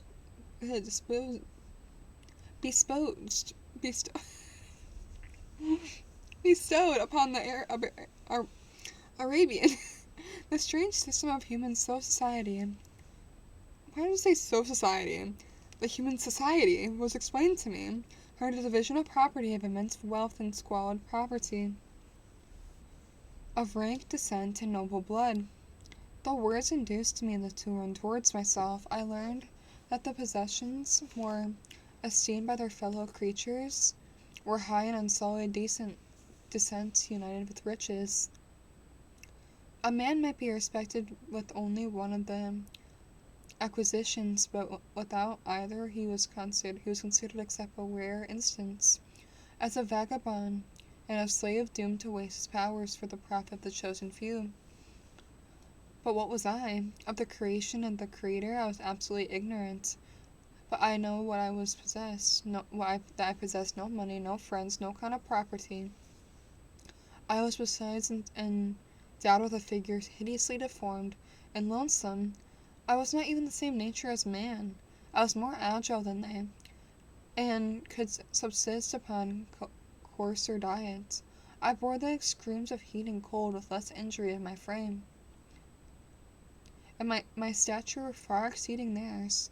When I looked around, I saw and heard of none like me.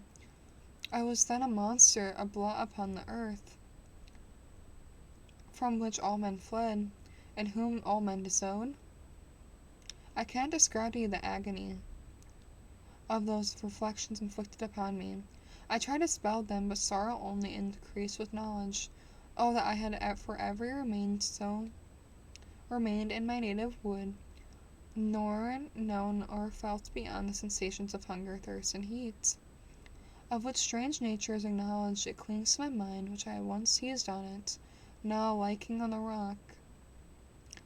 I wished sometimes to shake off the thoughts and feeling, but I learned that there was but one means to overcome the sensations of pain, and that was death. A state which I feared yet did not understand. I admired virtue and a great feeling and good feelings. I loved and gently mannered and amiable qualities of my cottagers, but I was shut out from intercourse with them, except means from which I obtained by stealth, which I was unseen and unknown, and which rather increased than satisfied the desire of becoming one among my fellows. The gentle words of Agatha and the animated smiles from the charming Arabian were not for me. The mild exhortations of the old man and the living conversation of the loved Felix, were not for me, miserable, unhappy, and wretched. Other lessons were impressed upon even more deeply. I heard of the difference of sexes, the births and growths of children, how the father doted on the smiles of an infant, and the lively sallies of the other child, how all the life and cares of the mother were wrapped up in the precious charge, how the mind of the youth expanded and gained knowledge of brother, sister, and all the various relationships which bind one human being to another in mutual bonds. But where were my friends and relations? No father had watched my infant days.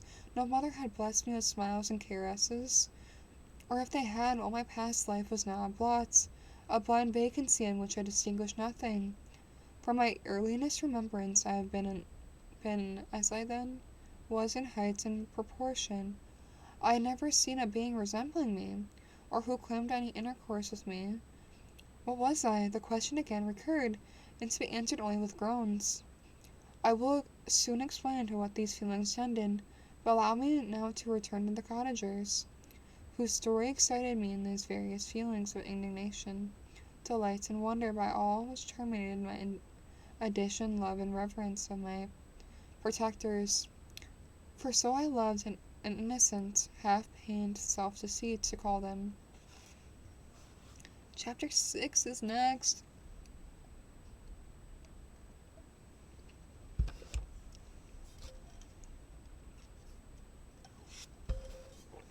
How long is this chapter?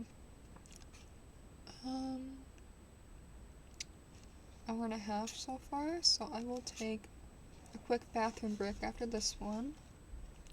This is only 5 pages? What is with all these short chapters?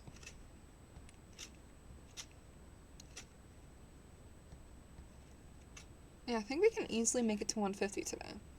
So we're definitely going to aim for 150 today, which is about 40 more pages. Chapter 6. Sometimes oh, I need to take another drink of water.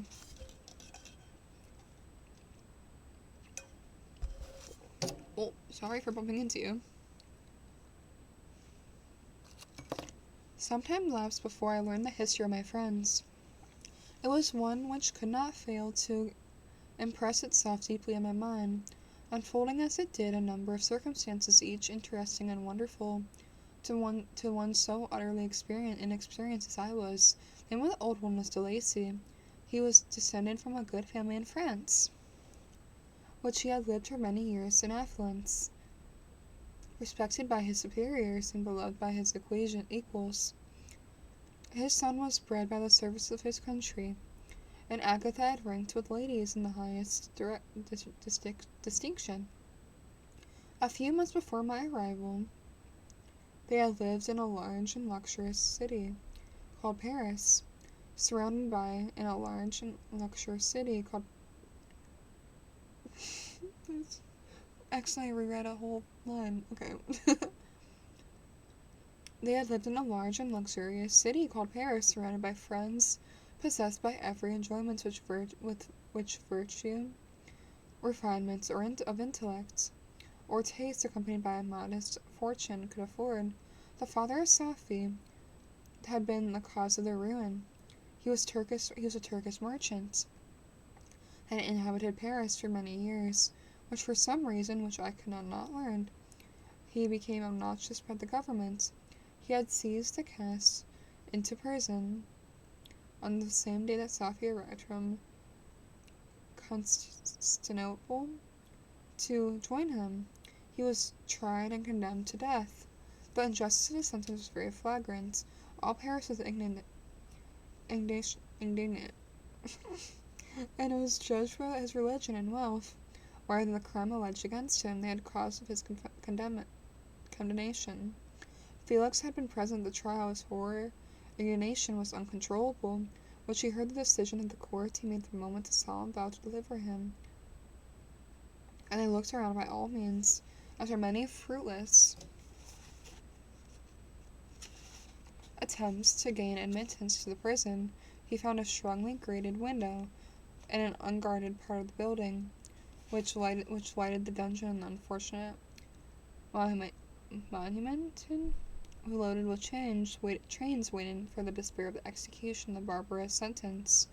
Felix visited the grate at night and made known to the prisoner his intentions in his favor. The Turk, amazed and delighted, endeavored to kindle the zeal was delivered by promises of reward and wealth. Felix rejected his offer with contempt, but when he saw the lovely Safi, who was allowed to visit her father, by whom, by his gestures, expressed a lively gratitude, the youth could not help owning his own mind. The captive possessed a treasure which would fully reward his toil and hazard. The Turk quickly perceived that the impression of his daughter had made in the heart of Felix. He endeavored to secure him more entirely in his interest of the promise for hand in marriage. As soon as he should be conveyed in a place of safety, Felix was too delicate to accept the offer. Yet he looked forward to the probability of the event and the consummation of his happiness. During the ensuing days, but the preparations were going forward to the escape of the merchant. The zeal of Felix was warmed by several letters, as he received from the lovely girl who found means to express her thoughts in the language of her lover, in the aid of an old man, a servant of her father's, who understood French. She thanked him for the most ardent terms of his intended services towards her father. At the same time, she gently deplored her own fate.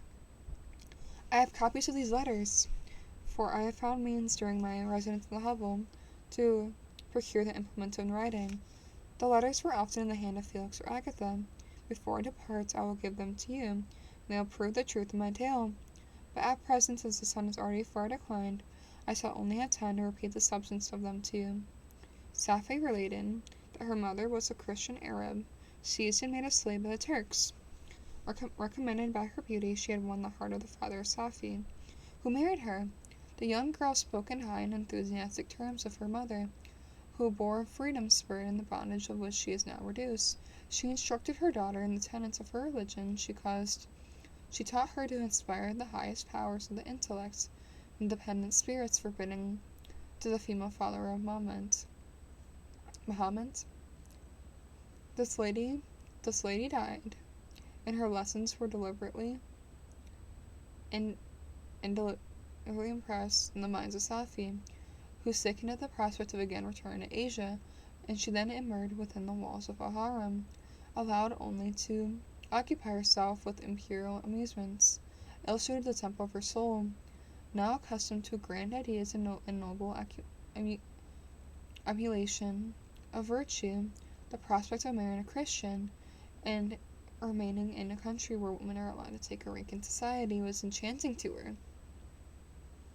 The day of her execution of the Turk was fixed, but on the night previous to it he had quitted prison, and before morning was distant many leagues from Paris. Felix had procured passports in the name of his father, sister, and himself.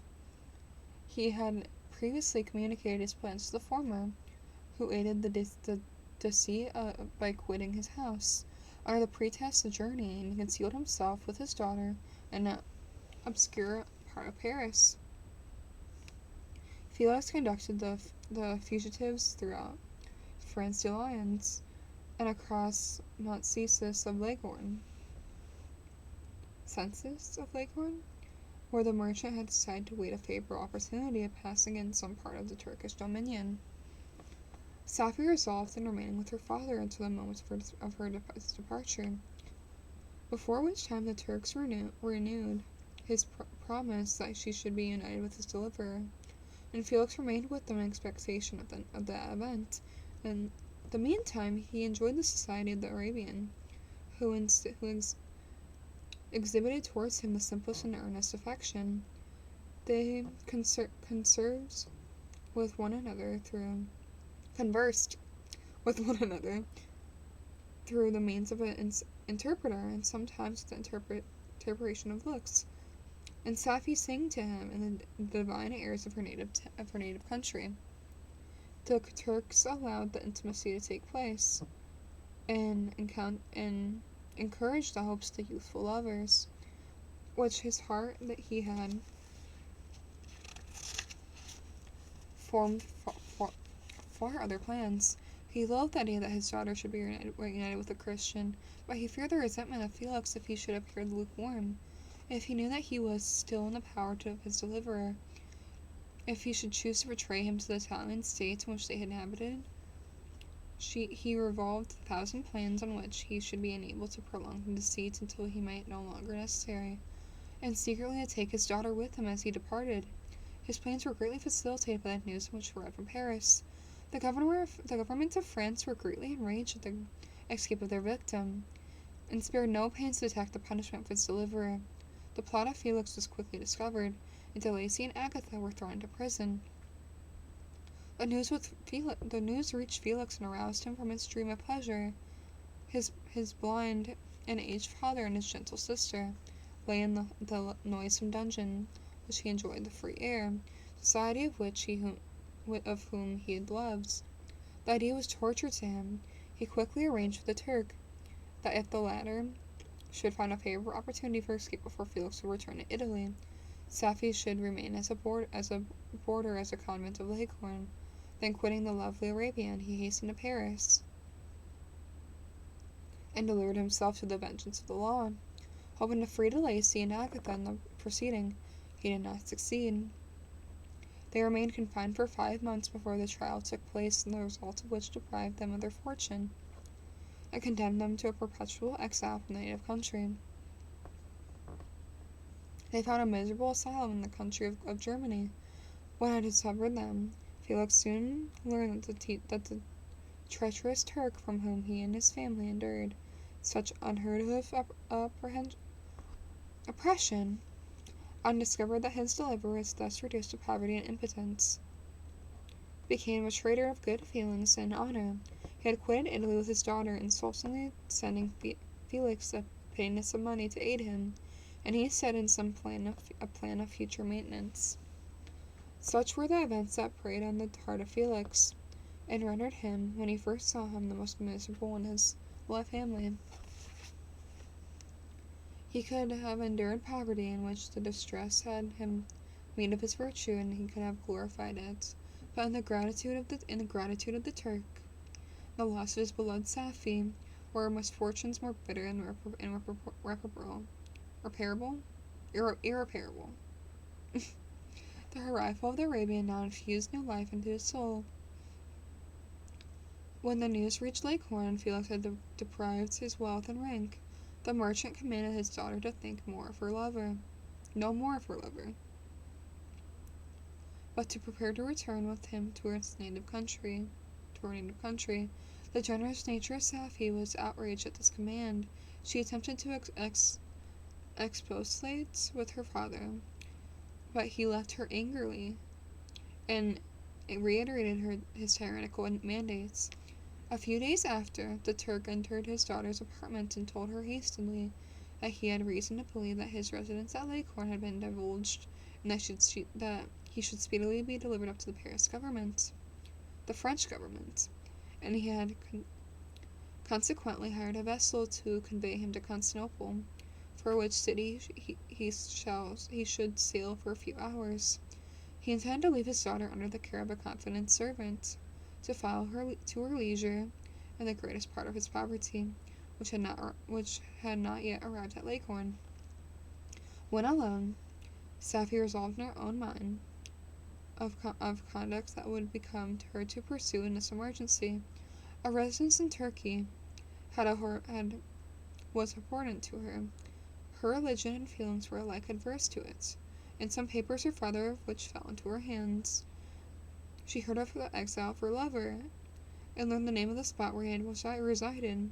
She hesitated for some time as the lengths which she formed her determination, taking with her some jewels that had belonged to her and a small sum of money. She quitted Italy with an attendant, a native of Leghorn, but who understood the common language of the Turkey, and departed for Germany. She arrived safely at a town about 20 leagues from the cottage of de Lacy. The attendant felt dangerously ill. Safie nursed her with the most devoted affection, but the poor girl died, and the Arabian was left alone. Unacquainted with the language of the country, and utterly ignorant of the customs of the world, she fell, however, in good hands. The Italian had mentioned the name of the spots of which they were bound, and after her death, the woman of the house in which they had lived together took care that Safie should arrive in safety at the cottage of her lover. Okay, we're going to take a quick bathroom break, and I will see you in about a minute. Here, back screen.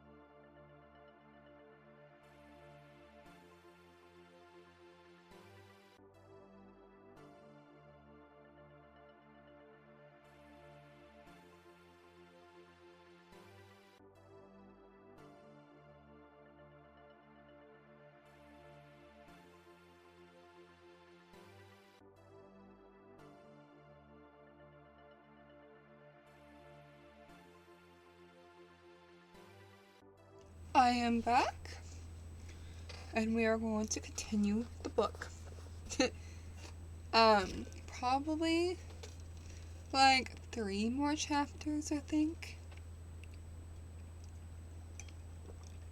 Or it depends, probably 2. And my voice is starting to hate me, if you can't tell. So maybe, I don't know. Maybe, unfortunately, maybe just 1 more. Just depends on how I feel after this chapter. It's a very calm stream compared to normal, which I'm not saying I'm not a fan of, but normally it's not this calm. I feel like it just shrinks it, but yeah. Chapter 7. Wait, how long is this chapter, actually? 2. This one is... I can't do math right now. It's 8 pages. 8 pages. Okay. Chapter 7. Such was the history of my beloved cottagers. It impressed me dearly. I learned from the views of social life, which is developed to admire their virtues, and to depreciate the vices of mankind. As yet I looked upon the crimes as distinct of evil. Benevolence and generosity were ever present before me. Inciting within me was desire to become an actor for the busy scene, where many admirable qualities were called forth in display. But in giving an account of the progress of my intellects, I must not omit the circumstances which occurred at the beginning of the month of August the same year. One night during my accustomed visit to the neighboring wood, where I collected my own food and brought home firing for my protectors, I found the ground a leathern portmanteau containing several articles of dress and some books. I eagerly seized the prize and returned it with my hovel, for fortunately the books were written in the language of the elements in which I had acquired the cottage. It consisted of Paradise Lost, the volume of Plutarch's Lives, and the Sorrow of Werther. The possession of these treasures gave me extreme delight. I now continually studied and exercised my mind upon these histories, and whilst my friends were employed by their ordinary occupations, I can hardly describe to you the effect of these books. They produced to me the infinity of new images and feelings that sometimes raised in my ecstasy, but many frequently sunk into the lowest dejection, and the sorrows of Werther, besides the interest in the simple and affecting story. So many opinions are canvassed, and so many lights thrown upon what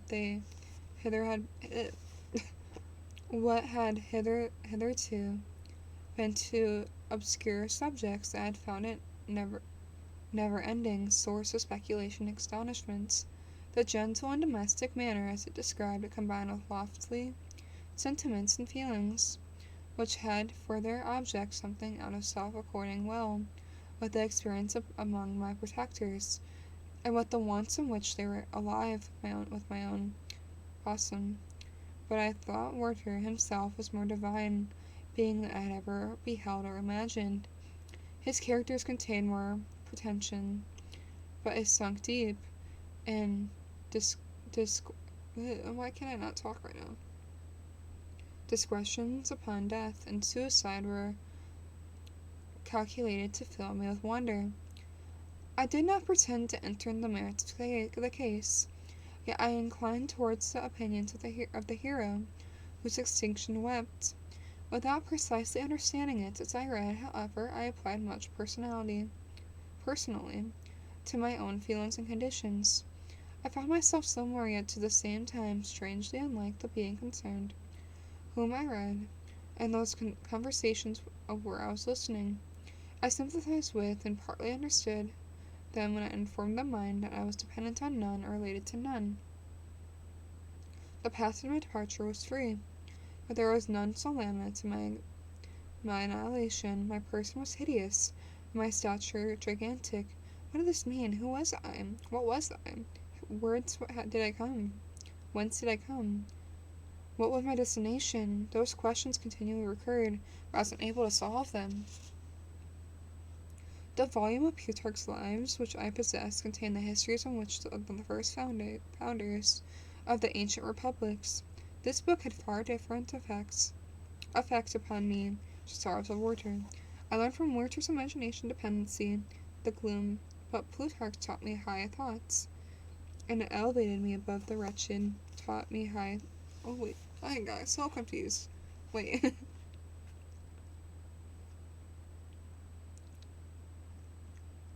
But Plutarch taught me high thoughts. He elevated me above the wretched sphere of my own reflections, to admire the love of the heroes of post-age. Many things had surpassed my understanding of experiences.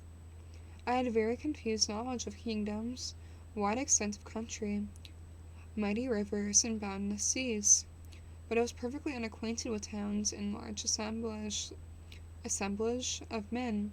The cottage of my protectors had always been school, where I studied human nature, but this book developed new and mightier scenes of action.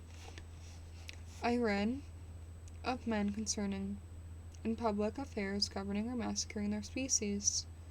I felt the greatest ardor in virtues rise within me, and abhorrence or vice. As far as I understood the significance of those terms, relative as they were, as I applied them to pleasure and pain, along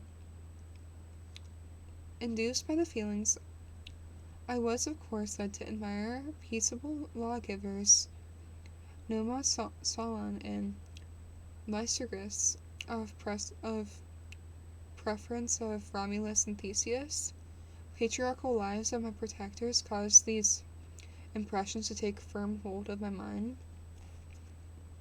Perhaps if my first introduction of humanity had been made by a young soldier, burning for glory and slaughter, I should have been imbued by different sensations. A Paradise Lost excited different and far deeper emotions. I read it as I had read the other volumes, which had given into my hands. As a true history, it moves every feeling of wonder and awe, and the picture of the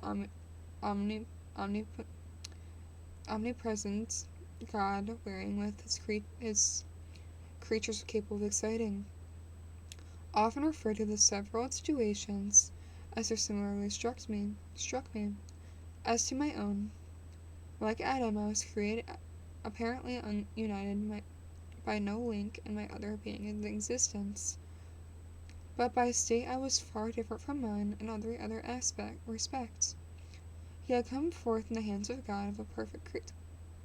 Why am I tripping with my words so much? Hi, how are you doing today? I apparently can't read straight today. We're actually on the end of the stream. This is definitely my last chapter. A few more pages left, though. How are you doing? Are you playing Hollow Knight? Or what was the other thing you were playing? I forgot what the other thing you were playing. Because unfortunately no stream yesterday because I went to a water park yesterday and this morning. Well, I got back a couple hours ago. I was like, okay, I want to stream.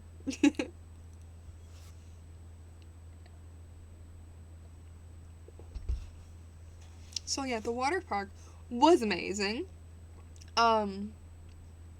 It's one of the ones that it has so it's like an indoor water park. So there's these huge slides and they're go outside the building and then come back in the building, all enclosed, and it's really cool. It's really fun.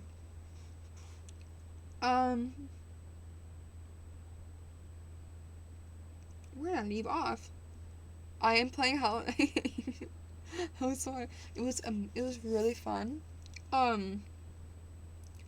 The thing is also so there was this one slide and it was 4 people in this big tube thing. So it's almost like a raft and 4 people can go on it. And you're inside of it like a one of those tube things you can sit in the water, like a floaty thing. And there was 4 of us. And I was sitting in the back, but it's supposed to twist around, so the heaviest person goes face back for some reason. I was lied to. They told me I would not be going the very back because that part it hits the back of the slide and so it's kind of rough, and not if you're sitting in the back. If you're going back backwards. And yeah, now my shoulder hurts. I don't know if it's from that or something else, but yeah.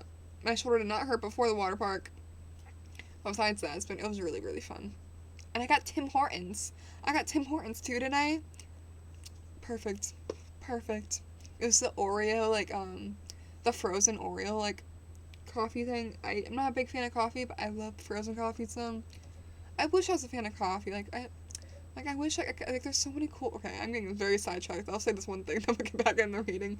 But I love seeing all the different, like, coffee recipes, like, the cool ones on TikTok, but I just don't like coffee, so I'm like, I want to try this, but I also know I won't like it. Yeah, I just like frozen coffees. I don't know, like, I think I like the texture of it, too, and that's not too coffee tasting, you know? It's almost like a smoothie consistency. Okay, where did I leave off? Okay, I was gonna start right here.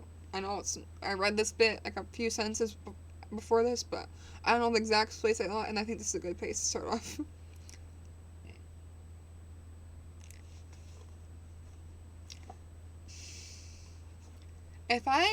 Oh, hi, Kaizen. Why are you all getting here at the end of my stream? I have a couple pages left. Okay, how about I will play Hollow Knight when I reach 200 followers. When I reach 200 followers, I will play Hollow Knight, because you keep mentioning it. And hi, Kaizen, how are you doing today? Because you have been here since, like, the very beginning. Like, I think I remember you being in one of my first streams. And, oh no, you're sick. Sorry, I'll get back to that. So, because you keep mentioning it in almost every one of my streams you come to, I will play Hollow Knight when I reach 200 followers. And that's a pretty ways away, because I'm at 110 followers. And Kaizen, I hope you are feeling better very, very soon. I hope you feel better very, very soon. But Paradise Lost, okay, let's just start here, because I am, okay. But Paradise Lost excited different and far deeper emotions. I read it as I had read the other volumes which had fallen into my hands as a true history. It moved every feeling of wonder and awe, and the picture of a omnipresent God, wearing with his creatures incapable of exciting. I often referred thus several situations in the similarity struck me to my own.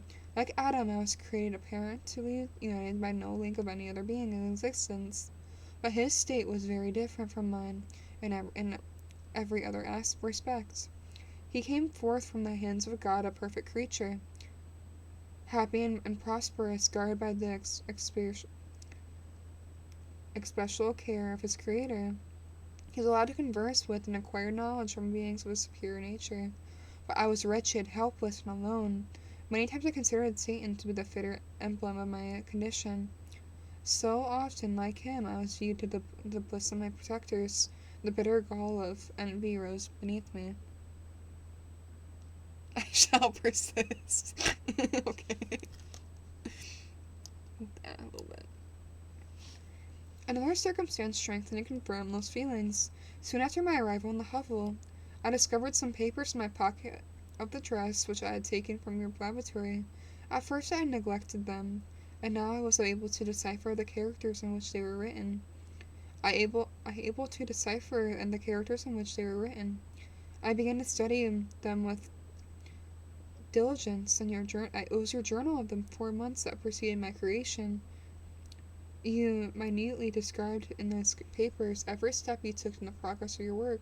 The history was mingled with accounts of domestic occurrences. You doubtlessly recollect those papers. Here they are. Everything is related to them which bears reference to mine. I will. I'm also unfortunately going to take off winter and Wendy's special channel play buttons, but I'm open to suggestions. I actually have, so Jacob told me I should do a posture check one, whatever that means, and a jump scare one, so I'm going to, even though I get scared so easily. Even, like, what did Nick do earlier? He did the water thing earlier, and that scared me because I was really into my reading. So I'll add those 2 ones tomorrow, I believe. Let's see, what do I even have? Burst, GG, water. I'm gonna take off Baby Shark. No one uses that one. Fit check. We're having my car. Rickroll. I'm open to suggestions. If you have any suggestions for what I should add, I have my sticky note right here with my other 2 ones. So whatever you think we should add, I will consider it.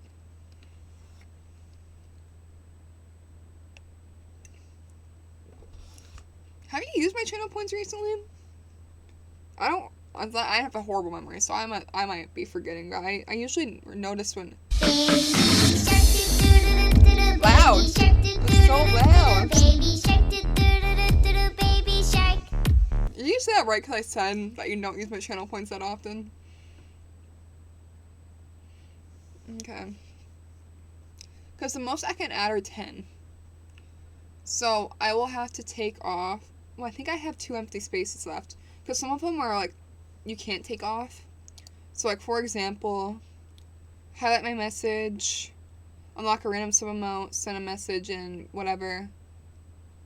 Choose the email. Those ones, and modify single email. Those ones, I did not put on. Those are just Twitch ones. So I have 10 spaces that I can add whatever I want to those. So look how cute this little bookmark is. Oh, also, I want to do this again so we have more viewers. I want to thank this little special person for buying me a book set off of my list that I wanted. Now I had to add more stuff to. No, because the 2 things I had on there are gone. So I added some snacks on there. But, let's do another shout out. Shout out. And I know! Oh no, how am I blanking on the name? Jules Verne. It's the Jules Verne box set that I was talking about for so long that I feel like you guys would really like his books. Like 20,000 Leagues Under the Sea and Treasure Island. I feel like you guys would love Treasure Island. And there's 3 other ones in there. So let's do shout out. And what is her name again? Let me check. Zian Su. Let's see. I shouted her out earlier, so she might pop in. I don't know. Because you get a notification when someone shouts you out. Zian_Su. Does that work? Yes, it did work. Go follow her. She streams occasionally. She's not like a consistent streamer, but she's a very, very sweet and amazing person. And I'm excited. I'm going to do a little unboxing video on TikTok. If you're not following me on TikTok, you should follow me on TikTok. Because I do a bunch of random stuff on there. And after read this one, every 2 books, we are going to read a novella, which is back there. The Penguin novella set back there. You can kind of see it. We are going to do a little spinny wheel on there. So I can, I'm going to do, I'm going to put them all on a randomizer wheel. And we're going to pick one. Every 2 books. And I think it'll be fun, because I believe those are all public domain. If not, I will take out the non-public domain ones. There's 80 of them on there. So, plenty of content. Yeah. The whole detail of the series is discussed in circumstances produced. Oh no, I don't know. I need to. It depends on the question. It really depends on the question. But sure. But I will get back in my book though, so I will see that in a second. Other circumstances strengthen and confirm these feelings. Soon after my arrival in the hovel, I discovered some papers in the pocket of the dress in which I had taken from a laboratory. At first I had neglected them, and now that I was able to decipher the character in which they were written, I began to study them with very diligence.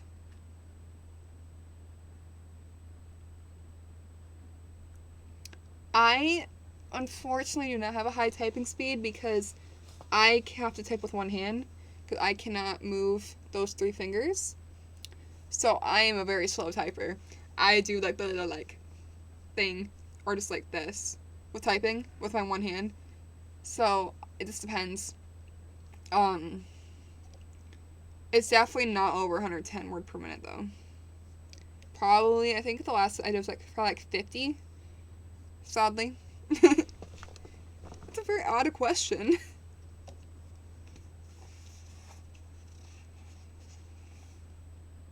At first I neglected them. Now that I was able to decipher the characters in which they were written, I began to study with diligence. It was your journal of the 4 months that preceded my creation. You minutely describe in those papers every step you took in the progress of your work. This history was mingled with accounts of domestic occurrences. You doubtlessly recollect those papers. Here they are. Everything is related to them. The bears references to my accursed origin. The whole detail of that series is disgusting, the circumstances which produced in the set in view. The minutest description of my odious and lonesome person is given. In language which painted their own horror. I rendered mine ineffectuable. I sickened as I read. Hateful day when I received life, I exclaimed in agony. Cursed Creator, why did you form a monster so hideous that even you turned from me in disgust? God in pity made a man made beautiful and alluring, after his own image, with any form of a filthy type of yours, more horrid from very rare resemblance. Satan had his companions, fellow devils, to admire and encourage him, but I am solitary and detested. These were the reflections of my hours in despondency and solitude. But when I contemplate the virtues of the cottagers, their amiable and benevolent dispositions, I persuade myself that's why they should become more acquainted with my admiration of the virtues. I can't talk, I need some water.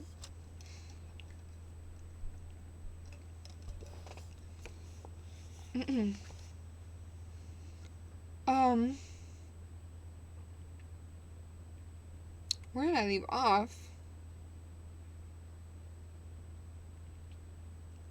Their amiable and benevolent dispositions. I persuaded myself that they should become acquainted with my admiration of their virtues. They would compassionate me. Their overlook of personal deformity, could they turn from their door one, however monstrous, who sociated with their compassion and friendship? Solicited with their compassion and friendship. I resolved at least not to despair, but every way to fit myself for an interview with them, much would decide my fate. I postponed their attempts for some months ago, and their importance and attached its success, inspired with the dread I shall not fail. Besides, I found that my understanding improved from so much with every day experience that I was unwilling to commence with my undertaking until a few months should have added to my wisdom. Several changes in the meantime took place in the cottage. The presence of Safi diffused happiness among its inhabitants. I have found this great degree of plenty reign there. Felix and Agatha spent more time in amusement and conversation than were assisted in the labors of my servants. They did not appear rich, but they were contented and happy, and their feeling was serene and beautiful and peaceful, while mine became much more tremulous. Increasing knowledge only discovered me more clearly what was wretched outcast I was. I cherished hope, but it was true it has vanished, and I beheld a person reflected in water, or my shadow in the moonshine, even as the frail image of the inconstant shade. I endeavored to crush those fears and fortify myself for the trial which, for a few months, I resolved to undergo, and sometimes I allow my thoughts, unchecked by reason, to ramble in the fields of paradise, and dare to fancy an amiable and loving creatures, sympathizing with my feelings and cheerful and cheering my gloom.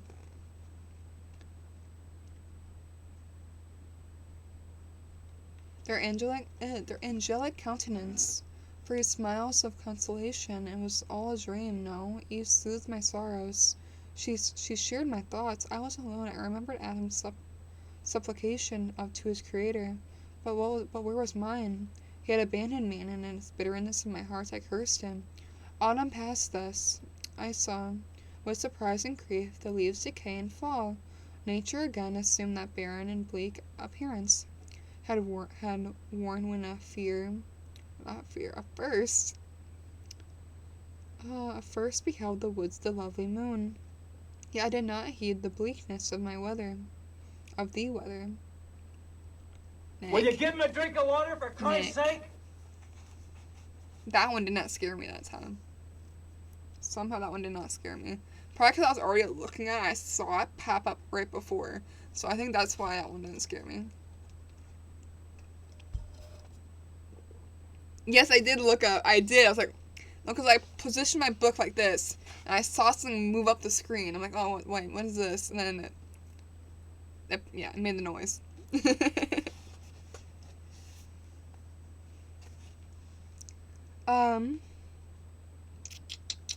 Where did I leave off?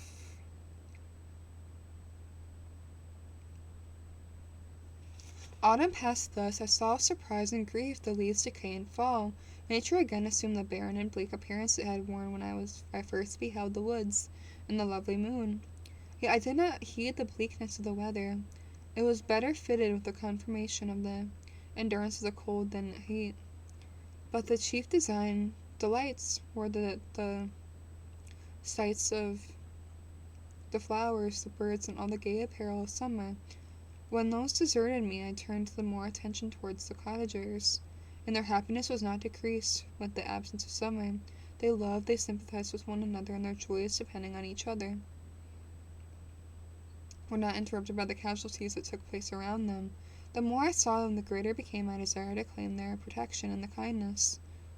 In the heart yearned to be known and loved by the amiable creatures, to see their sweet looks turned towards me with affection and the utmost limit of my ambitions.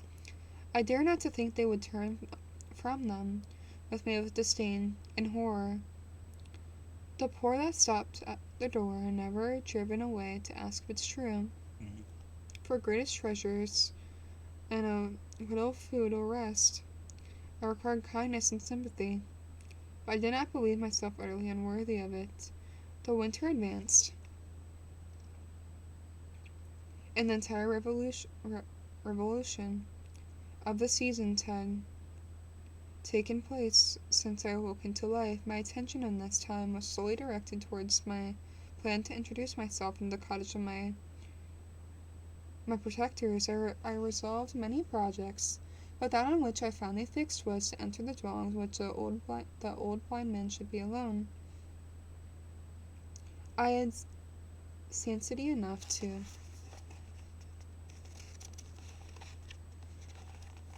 discover that the unnatural hideousness of my person was the chief object of the horror of those who had formerly beheld me.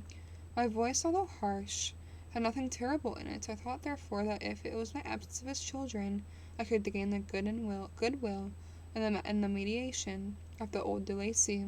I might by his means be tolerated by the young protectors.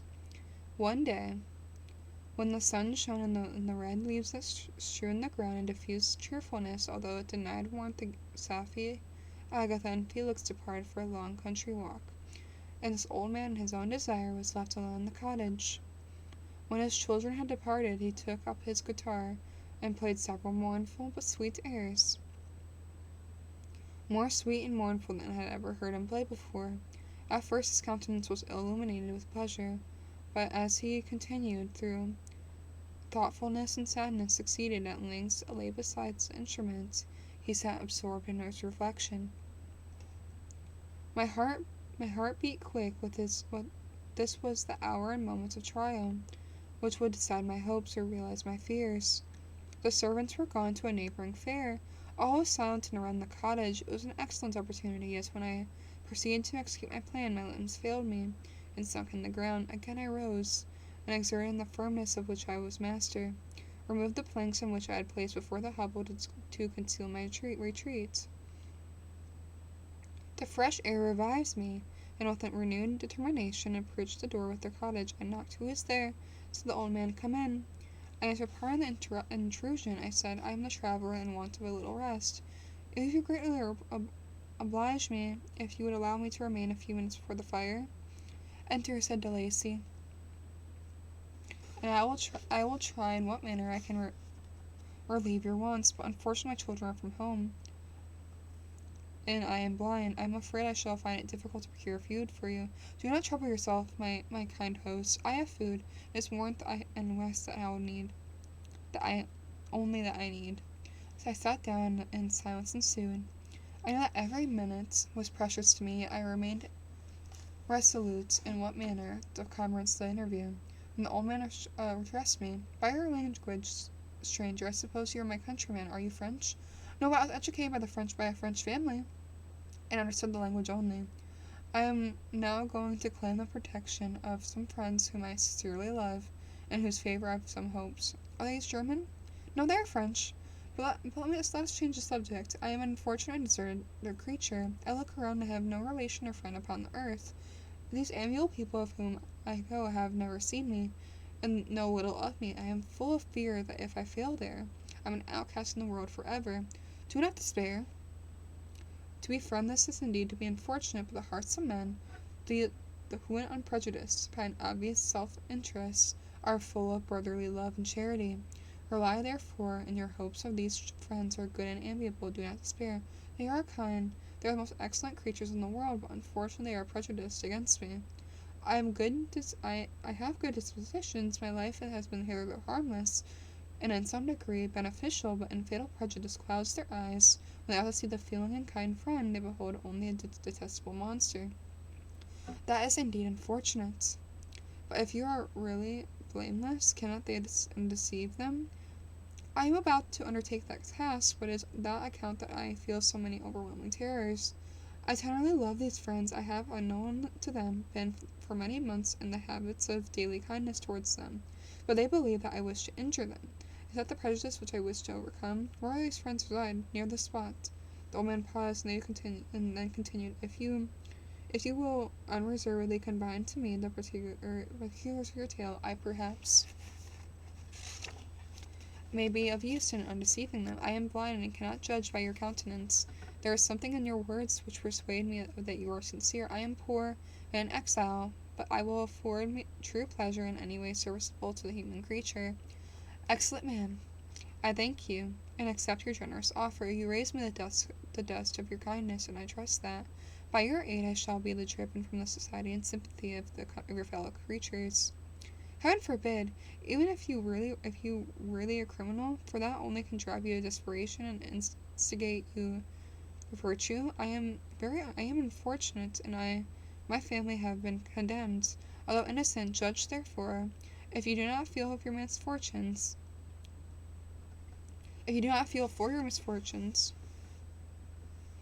how can I thank you, my best and only benefactor? From your lips first have heard the voice of kindness directed towards me. I shall be forever grateful, and your present humanity assures me the success of those friends with whom I have appointed a meeting. May I know the name of the residence of those friends? I paused. This, I thought, was a moment of decision, which was to rob me of or bestow happiness from me forever. I struggled vainly for firmness sufficient answer, but the effort destroyed all my remaining strength. I sat on the chair and sobbed loudly. At that moment I heard the steps of my younger protectors. I had no moment to lose, but the seizing of the hands of the old man, I cried, Now is the time. Save them, protect me. You and your family are friends whom I seek. Do not desert me in this hour of trial. Great God, exclaimed the old man, who are you? At that instant the cottage door was opened. Felix, Safie, and Agatha entered. Who can describe their horror and consternation of beholding me?